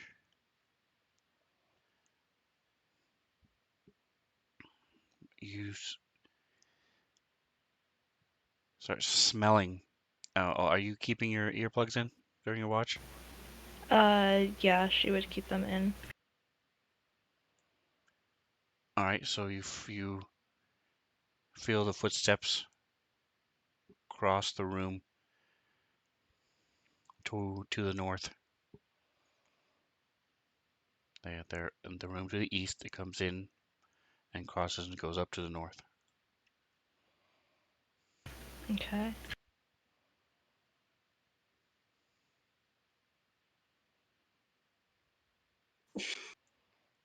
And a little while later, about 30 seconds later, they come down and they stop at the door.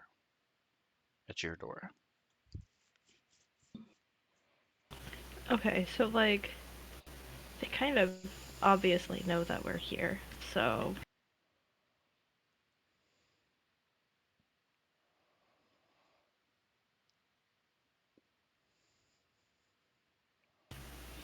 Okay, Tusk, I'm pushing you a roll.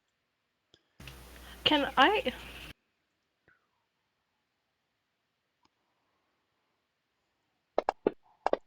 Okay, so this spell does not say that it needs, sight. So... I think Jet's gonna cast Dissonant Whispers at, whatever's on the other side of the door. And because I'm out of level 1 spell slots and level 2 spell slots, we're gonna do that at level 3.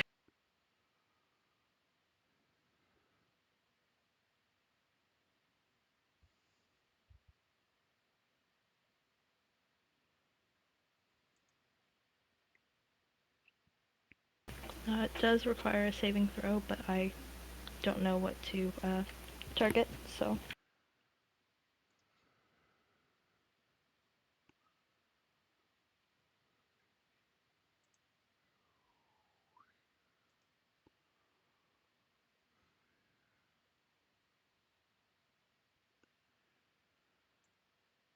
Alright, that's a bard spell, I presume. There it is.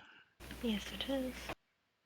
And I normally have her casting it through her flute, but I think because everybody's trying to get some sleep, she's actually going to cast it by whispering, like the spell normally does. Oh, that's rude. Well, he's gonna take half as much damage then. And it's not just 3d6, it should be, let's see, 5d6.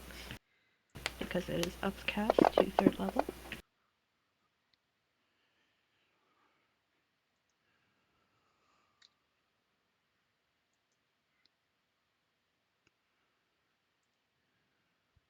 And I guess she's going to wait and see what happens next. And like see if he's gonna move away.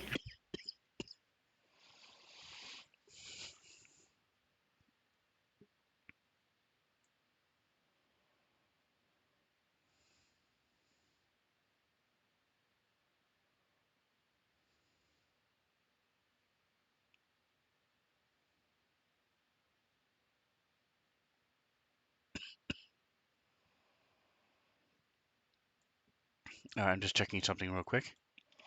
So he has telepathy, 60 feet. I just don't know what the details are on it. I'm looking at it to see if he's going to respond to her.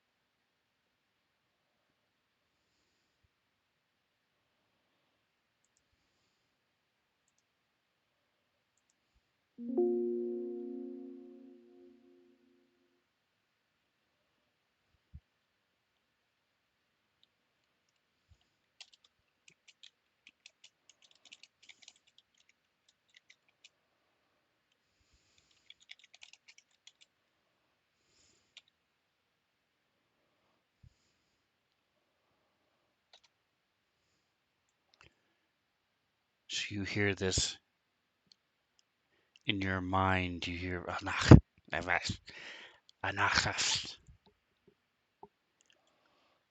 and the room reeks.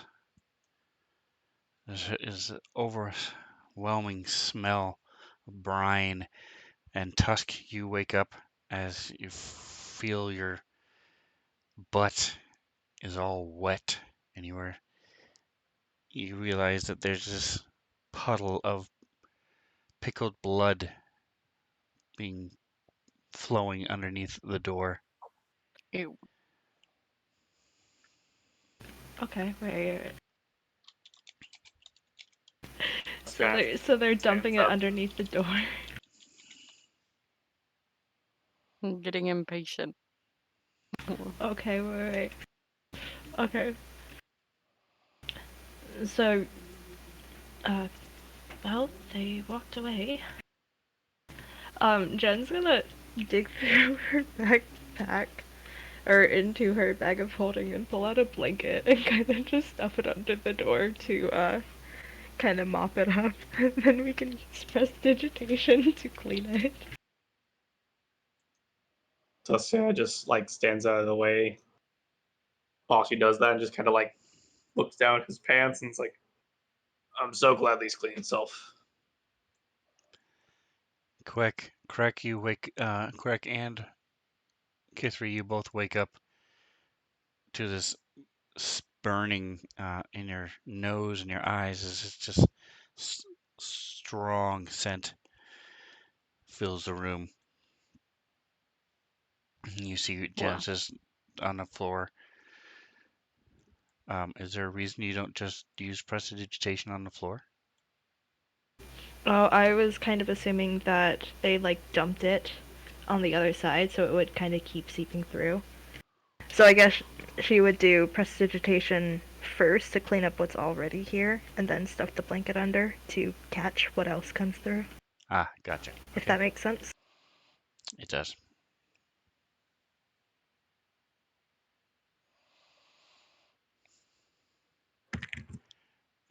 All right, so again, you guys try to settle back down. Is anybody else going to do anything else? I think after hearing something that she doesn't understand in her head, Jen's going to ritual cast comprehend languages, so that next time she'd know what they're saying. And how long does that last? It lasts for an hour.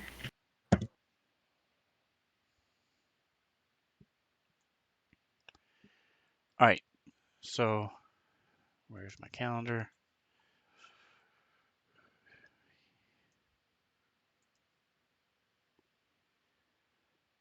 So 15 plus 8 is 23.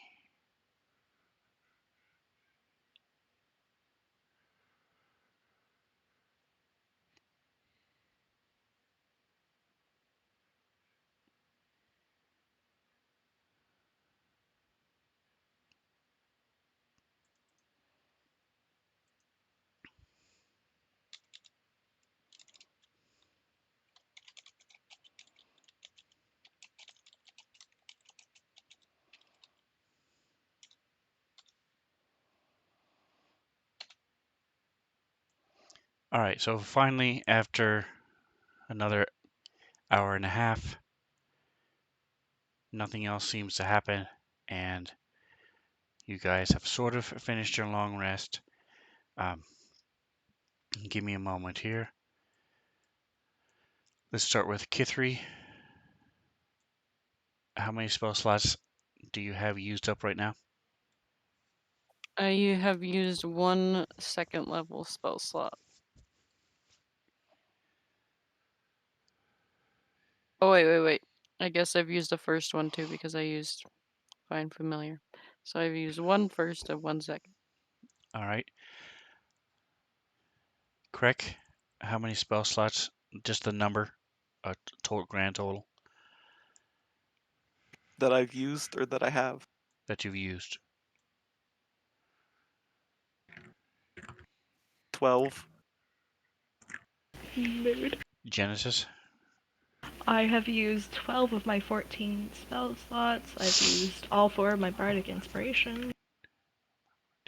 And 2 of my luckies. All right, so going back down the list, Kithri and Tusk and let's see. So all of you are going to have. Let me fix. Give me just a second here. Here's my notes. So what I'm going to do for this, because I'm not going to give them a level of exhaustion or anything. I'm just going to give them a little bit. They're going to lose a couple spell slots. They're going to have a couple more wounds that haven't quite healed all the way. So that's all I'm going to do. So 2, 5, 3, 5. All right, so let me push you a long rest.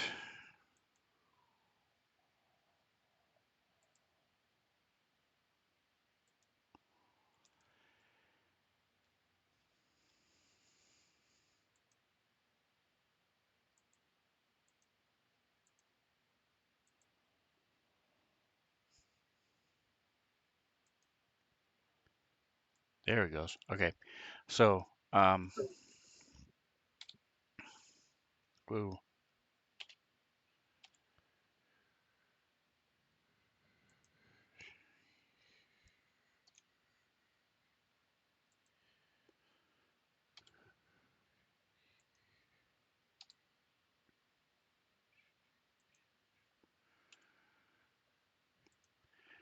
All right, so all of you are a tiny bit hurt. Genesis, you lose 2 spell slots, and Krek, you lose 2 spell slots. So you can pick whichever ones you want to use up. Okay. Other than that, you are fully rested, mostly healed. Everything else is back to normal. All your bardic inspirations, all that stuff. Do we get to level Oh, yeah. Oh yeah. up? Ashley being on the ball right there. I was guys, I've been waiting for level 10 for so long. I need to talk to my dragon friend. So yes, you guys can level up if you'd like. The easiest Oh, way to do God. this is to open up your main page, drag the little dragon down a little bit and let go from whatever class you're ranking up in.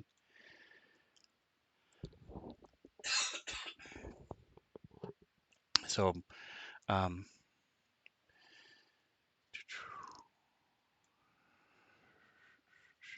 Oh gosh, guys, I never decided if I was gonna do cleric or bard. so Craig, Ooh. over in the chat, how many hit points did it give you?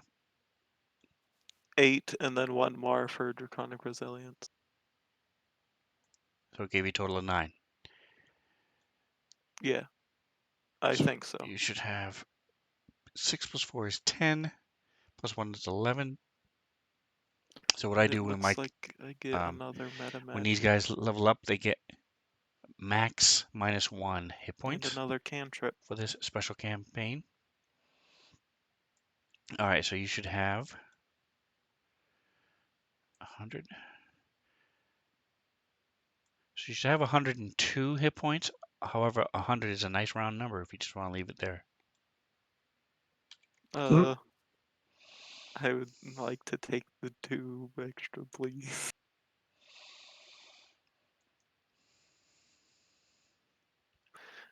So do cantrips count for total spells known?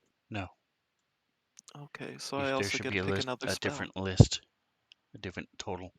And in the table you should see cantrips Yeah. known and then spells I known. just wanted to make sure. All right, and K3, in your chat, how many hit points did it give you? 7. So you should have 10. 9, so 2 more.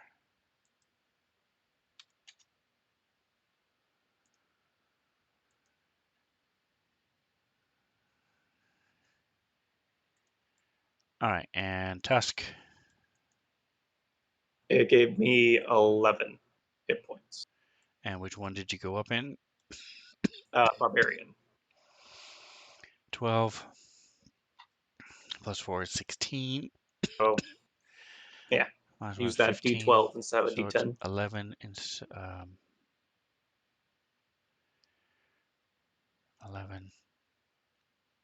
And it should have been 15 instead. There's 4 more.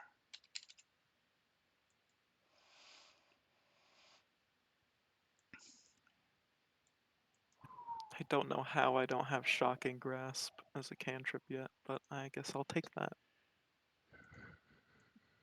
All right, Genesis, you have yet to level up. I have yet to decide whether I'm going in Bard or Cleric. And both of yours are both D8s anyway. Yes. 8 plus 4 is 12. So it should give you... When I yeah, it should get 2 more. 9. took the Barbarian level, 9. popped up an optional thing. I might have Tasha's download. Is that why that popped up? For an optional class feature, which I don't think we're using. Correct, we are not. Yeah. Yeah, I do have Tasha's download. That's why. Yeah, Never so mind. this class... I figured out So with why this that campaign, popped up. guys, in chat watching, Yeah, I I'm just had... gonna delete that real quick. this was back to basics, so they only are using Player's Handbook. There we go. Classes, races, spells, everything. Just My gosh. things. I have no idea which spell to grab. There's so many of them. And correct, make sure that you, Logan, make sure you're only using a Player's Handbook for your Yeah. spells. Same thing with Genesis, if and when you decide to level up. And Kithri, and I'm just harassing you, Mantha. Take your time. I This get is a it. big decision. Once you level up, you're stuck with it. So don't rush. So does anybody want me to double check or help you with anything in your classes? Yeah, Broken Mold, just vanilla No, 5e. I basically gained a feature that I already get from my axe. In case anyone's interested, the feature I gained was Feral Instinct, which I now have advantage on initiative rolls. And additionally, you are surprised if you are surprised at the beginning of combat and aren't incapacitated. You enact normally on your first turn, so long as you enter your rage on that turn. However, my weapon of warning states that me and allies within 30 feet cannot, be surprised. It gives me advantage on initiative.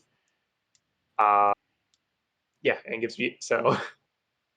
I basically gained a feature that my item gives. So I don't know. Maybe we'll look into switching some stuff up in a bit, but I don't know when that will be because I'm very attached to this axe. So I had a couple questions in chat, so just going to clarify a couple of things. So yes, it's only Player's Handbook, classes and races and spells. However, as a DM, I've given them a lot of things that are outside that. Also, when they level up, they get max hit points -1. So just 1 under their max hit points every level. Also, if they anytime they get any kind of healing spells or potions or anything like that, they get to reroll ones. And I've given them handcrafted individual, most usually homebrew magic weapons that each one of them have individual things that they can do. So The whole point of this was just to have fun, to be heroes, to feel like heroes. The other weird thing that I do that makes no sense is that we are using the character talents. So character talents are similar to Pathfinder or Starfinder's feats in that they're little things that you can add dependent on your race or your class or your. There are also just some general ones, and I give them one of those for every 3 levels that they have. So most of them should have 4, I believe, now that they can do, 3 or 4 that they can do, and just little bonuses.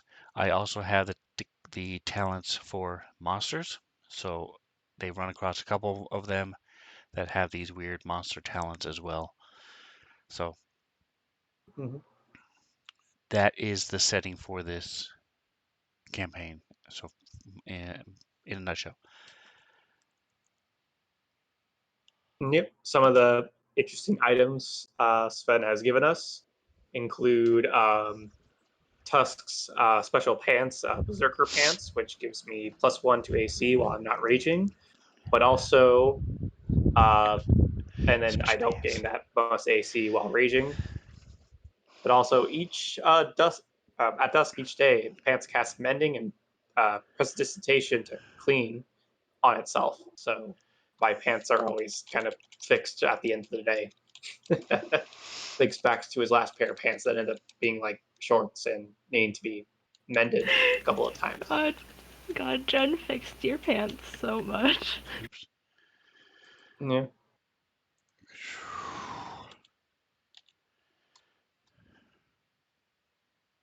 Other things include like Kithri's Mage Bane, which is a special magical sling, and Kithri or as long and like Jen's rapier. Ha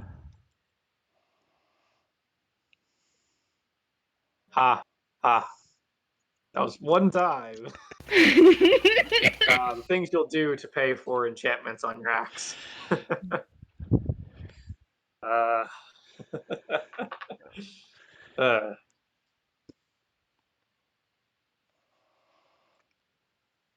yeah, no, Sven's given us some pretty interesting stuff that helps keep things new.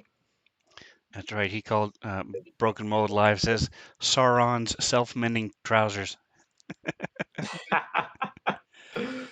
Yeah. Also, Genesis has a couple spells. She's very much into animals, and so she has a special spell she can cast on a familiar that boosts it up and lets it be able to attack and actually make a difference. It's called Empower And Familiar.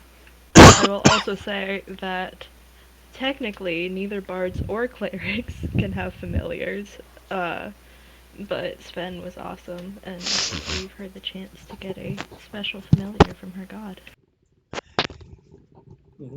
As I just throw all this stuff in chat.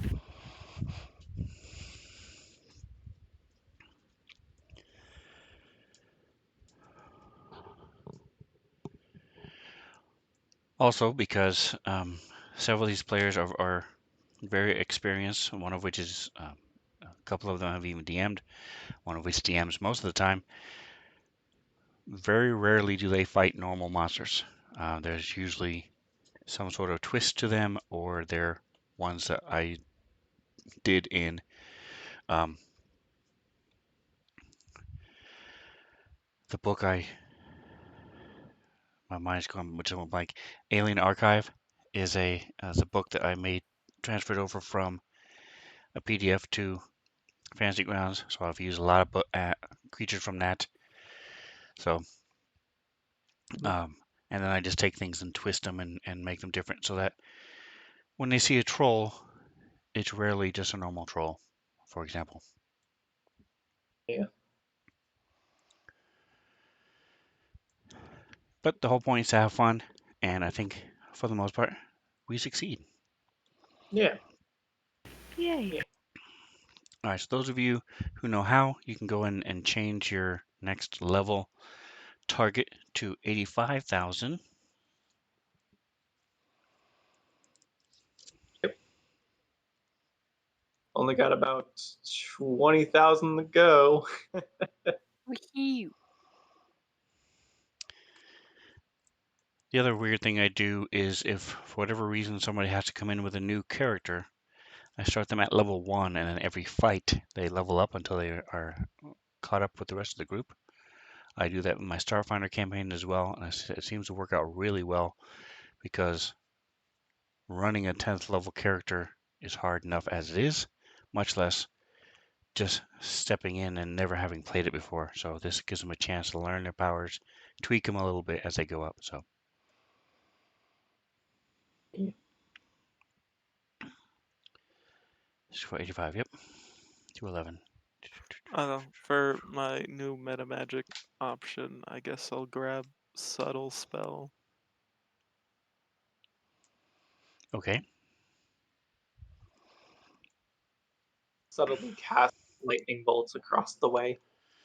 Very K3, did you subtle. get anything cool when you went up to 10? I got a new cantrip. I got another second level spell. Another second level spell slot too. I got a feat. I took the linguist feat because I want to be able to talk to my writing Drake mount. Oh, really? Also, it increases my intelligence score by 1, which brings it up to a +4, which is nice. That is very nice. So Rogue's getting ASI at 10? Okay. Very cool. Next level is going to be really nice for you because you get reliable talent, That which will is be going to be fun. amazing. Well, that's next level. D&D Wednesday. To be honest, actually, I was a little surprised because I forgot that, rogues get ASI at 10 rather than reliable talent at 10. I think I switched to my mind or something. Sneaky rogues, always surprising you. Okay, so I decided to, in my multi-class, I'm going to take my 5th level of Bard. So that raises my Bardic Inspiration die to a D8. And it also gives me something called Fonts of Inspiration, which basically means that I can now regain my Bardic Inspiration dice on a short rest as well as a long rest.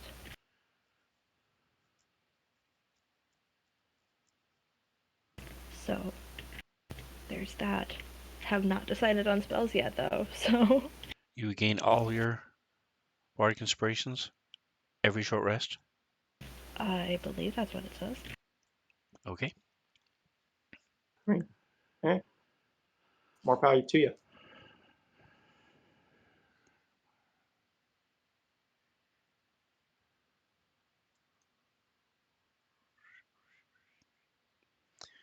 But I realized that I've been using the insulting enemies a lot more often recently, and I'd be able to keep us from getting crits, both with a larger die to take away from attacks and also being able to use it more often. And roleplay wise, she's been using that a lot, so I think that's it would make more sense for that to level up.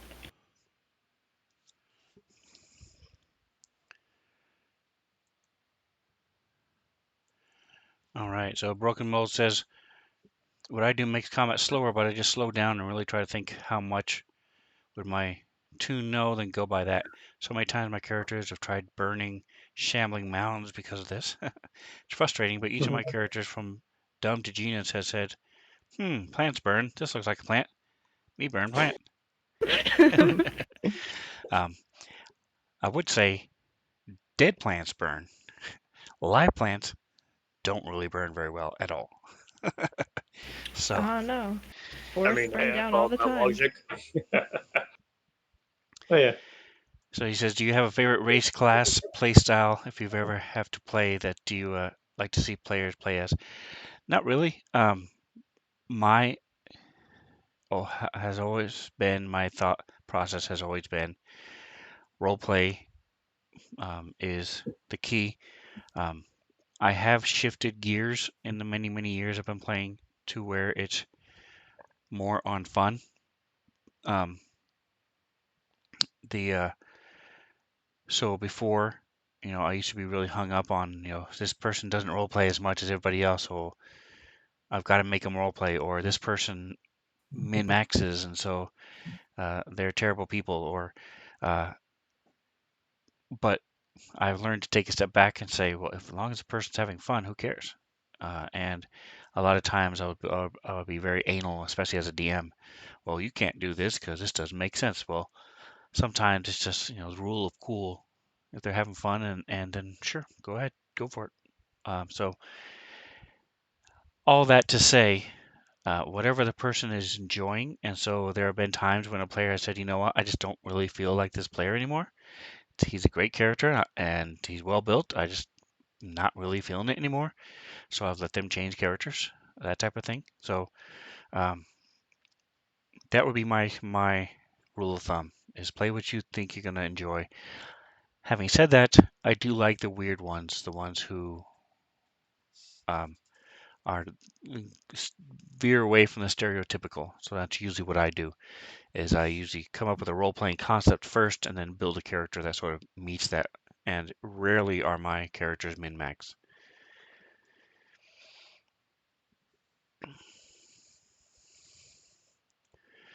So Broken Mold says, I don't think I told you, but I love healing and tanking, and I love gnomes.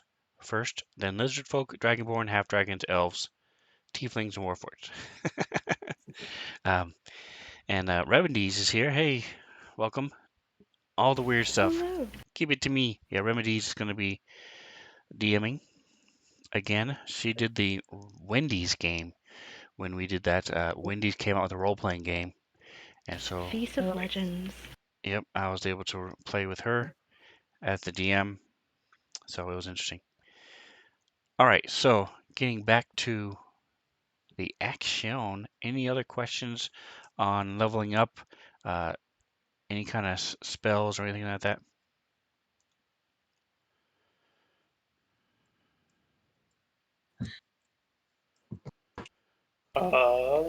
I know you just said it. I forgot which. There's two players' handbooks in the thing. We're doing it from the D&D players' handbook group or the source. Yes, I'm not sure what you're referring to with the other one. Play modules, let me see. And honestly, my mind is completely blanking at the moment. I'm sorry. so there's kind of disregard everything I say. there we go. Yeah, so I do have a lot of other modules and stuff. And there are a couple other handbooks and things in there. So yeah, just stick with the D&D player's handbook for your spells for this one. But like I said, having said that, they Zinlo's here too. Now we know the answer to the age-old question: who DMs for the DM? That's right. Remedies. And Remedies says, I like to think I'm the weirdest DM in our little circle of Fantasy Grounds friends. Players be like, can I be a dog man? And I'm like, hell yes. Yeah, we got a raccoon man in our other campaign that we play. That's right. And Robin is the one who did this. Remedies is the one who wrote that book, for the Whimsical Heroes. I also play a hippo yes. man in my solo. So if you ever watched the Sven solo stuff, there's a I play a hippo man in that. Right. Yeah, Mantha owns the Whimsical Heroes as well. She bought it, the PDF and stuff. So she's seen all the different skunk man and deer, giraffe man, and there's like 6 different dog men and a whole bunch of different tabaxi and all this other stuff. It's really cool. I really liked looking through the different kinds of Aarakocra that you did. Yep, Aarakocra, she did a lot of them. Yep. All right, so any other questions on leveling? I know I've asked that about 12 times, but I just want to make sure everybody's good. What I'm going to do is going to go through over the next week and put in the spells that you're supposed to have with the effects that you're supposed to have and stuff. Make it easy for you guys. Make sure everything is coded that needs to be coded. So Tusk, you said at level 7 all you got was that one feral thing? Yep, that's all I really get at 7. At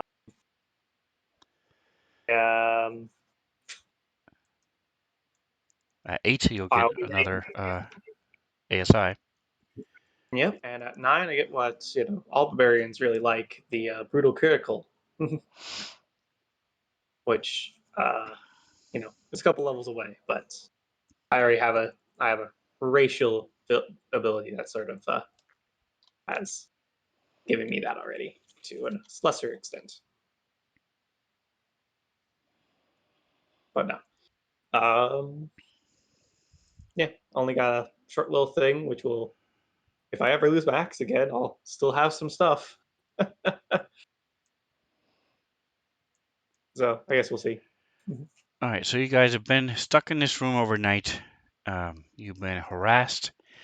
The door has been slammed into a couple times by something you're not sure what. Startling you all awake. Something is scratched at the door. Apparently, something poured pickled blood under the door, and so you've woken up mostly rejuvenated. You have a new powers that are finally unleashed. You've been practicing. Finally clicked some new spells. And one other thing I wanted to mention real quick, for those of you who are not familiar with how multi-classing works in 5e, the nice thing is, let me caveat this by saying Fantasy Grounds does a great job of taking out most of the guesswork. It makes it really nice when it comes to spell slots and stuff like that. So Genesis is a 5/5 cleric bard. She has 2 5th level spell slots, and then a bunch of other spell slots going all the way down. As a 5th level bard or a 5th level cleric, she cannot cast 5th level spells, but she can cast up to 3rd level spells in both those classes, so she can use those 5th level spell slots to upcast any of her spells. And it doesn't matter if it's a bard or if it's a cleric spell. So she can cast, so she has a total of, as she mentioned before, 6, 9, 12, 15 spells slots all total. And if she wanted to, she could cast 15 bard spells in one day. She doesn't have to keep track of which is which. And that's really nice about the multi-classing, does that. So if you have like a paladin cleric, which is what I run in one of my other games, as a player, again, I can cast my paladin spells, upcast. So it's really cool. I like how they do it, and Fantasy Grounds makes it really easy.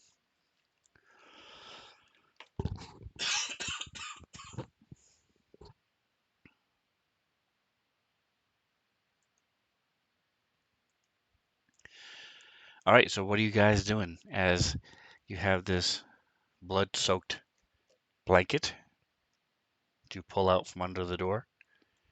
You have some pythons, 2 of which are covered in blood as well. Pickled blood, to be exact. It's now dried and tacky to the touch. Tusk will start prying out his pythons and throw them all in the python bag he has. Or actually, I'm pretty sure they go into his bag of holding. So yeah, throws them in there, including the blood-stained ones, though he doesn't necessarily worry about those or worry about the stains at the moment. Later, he'll open up his bag of holding and wonder what the stench is. Yeah, that's the nice thing about magic bags of holding. But yeah, you'll pry those out, throw those in. Uh, get his axe in hand, and all right, let's see if he's still out there or not. You all ready? Wait. Let me use the stepping nail to check out whatever sigil Crack thinks they scratched into the door. We don't want to open the door and get hit by some massive spell. You Don't do know you? for the stepping nail, you have to see where you're going. I can She see under the looks door, underneath correct? it. All right, especially with the pythons that have been driven in there, I would say yes. So I'll just click pop on the other side. Yeah, broken mold. The demons had some I'm pickled gonna put blood, my jars earplugs of in pickled too, blood that they would probably eat, before I use the stepping nail. and that's what one of them poured underneath the door. It's now dried and gross.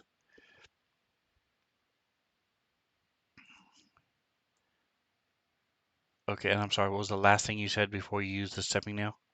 I'm gonna put the earplugs in. Okay.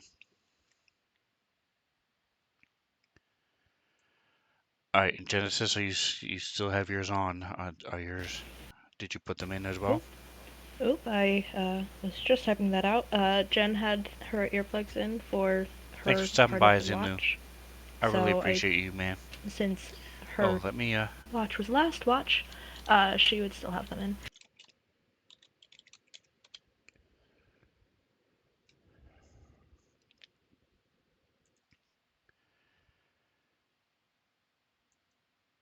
Okay.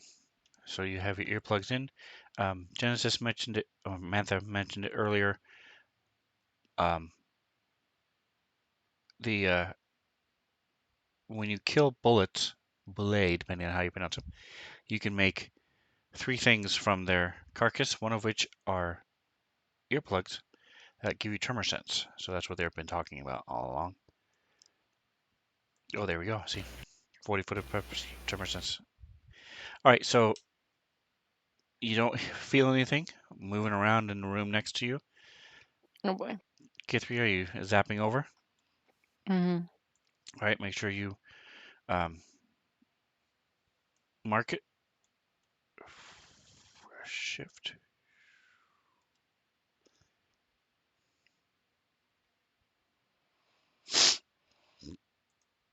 I don't have a specific place to mark it. Probably because I almost never use it because I run faster. Okay. Um, so as you zip over, you see there's a big puddle of blood by the door. You see some white stuff on the door and on the floor, and you see that there's some scratching in the door as well. Does the scratching look like some sort of magic sigil? No, it looks like words. Oh, can I read it or is it in a language that I do not understand? Stepping now. I should really choose the other two languages that I'm going to learn. I only had two plans. Or I only had one planned. All right, there you go. Now your stepping nail has a circle, so you can click Oh, it. thank you. All right, and Tusk and Genesis, go ahead and give me percentiles. All right.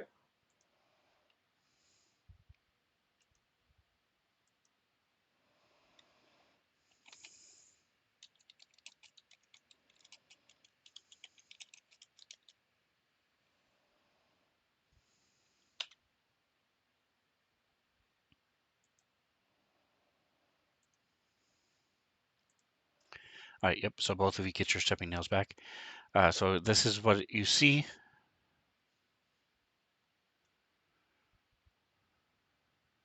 Oh boy.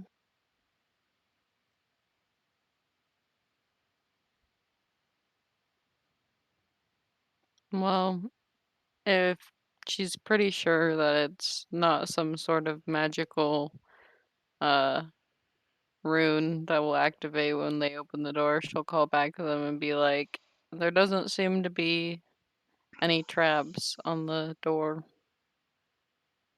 Wow. Tusk opens it and the door explodes. Yep. Yeah.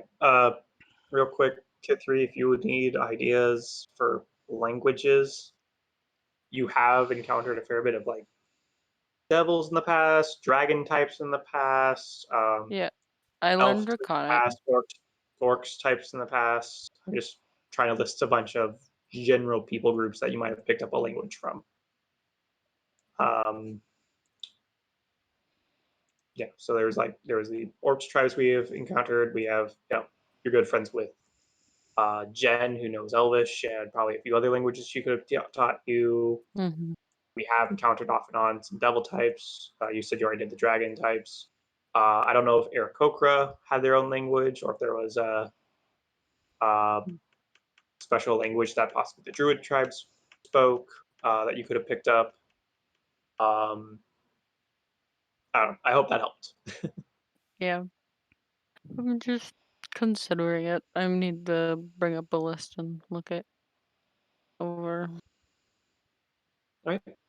Well, getting back to the game, if Kit 3 kind of gave the go ahead, Tusk will open the door. Or at least we'll Door try. Door is locked.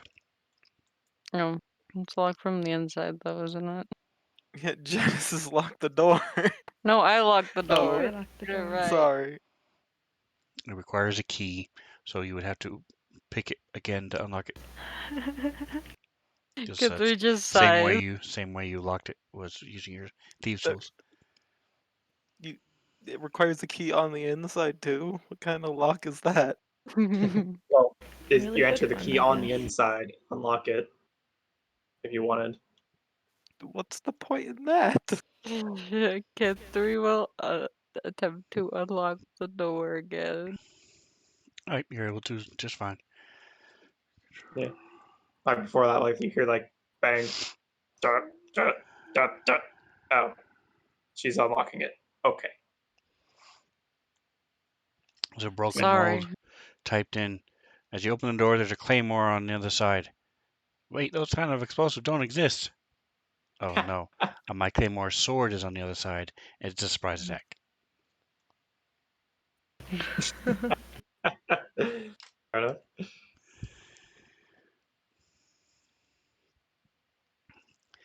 So again, you guys see the same thing. K3, I'm going to put you a roll.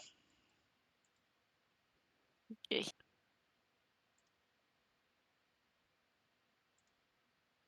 Tusk kind of scanning the room, looking back towards where the where the way in is,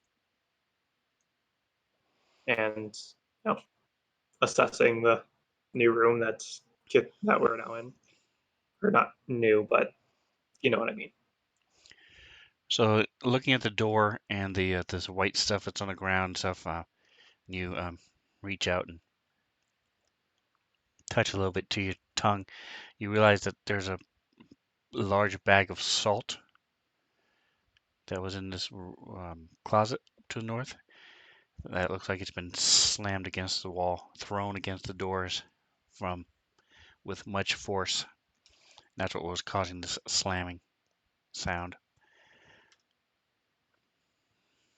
They trying to season the door? They're just getting it ready so they can eat it. And you also see a large four-fingered fist burn mark about 4 feet up from the floor.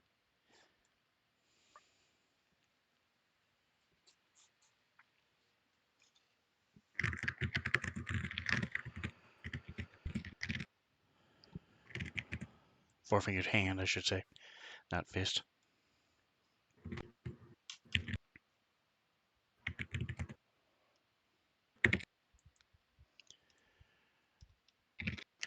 All right, so what are you guys gonna do now? This reeks out here as well.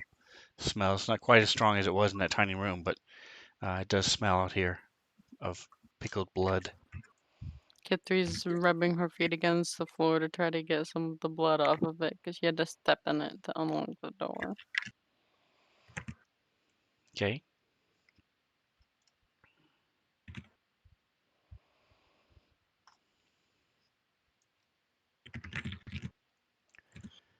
Toss starts moving towards the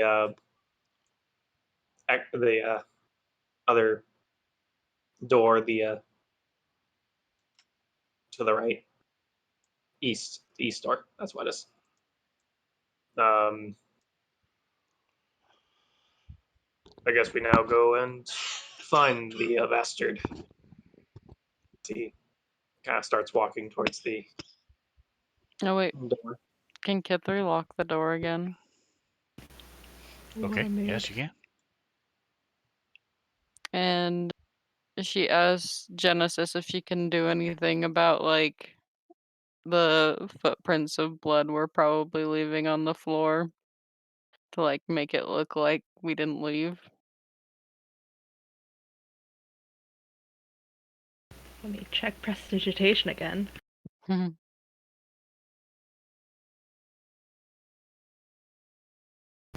Okay. So prestidigitation says that I've only ever used the clean, but it does say you can soil an object. Can I just make the spots where footprints are like dirty again so they're not noticeable?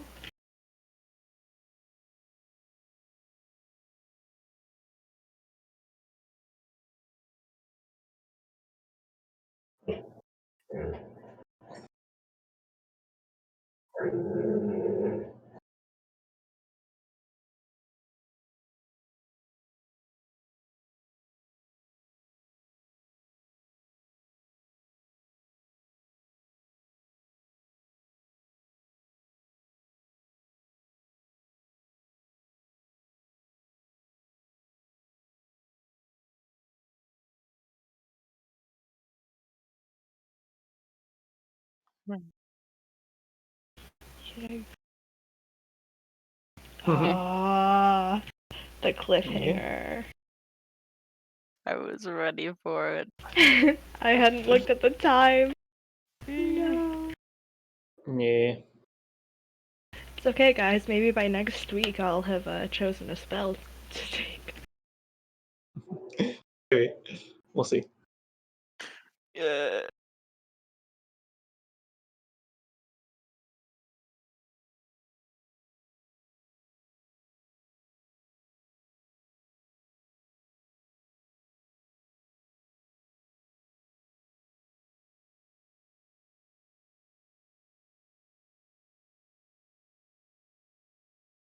All right. Yeah. Thanks I'm for glad DMing. that we're It was here fun. Thank you Low. for DMing.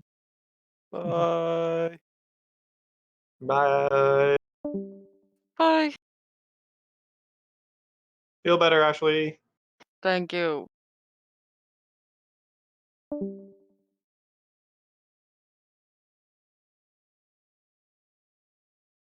Also have to go, so I will see you all later.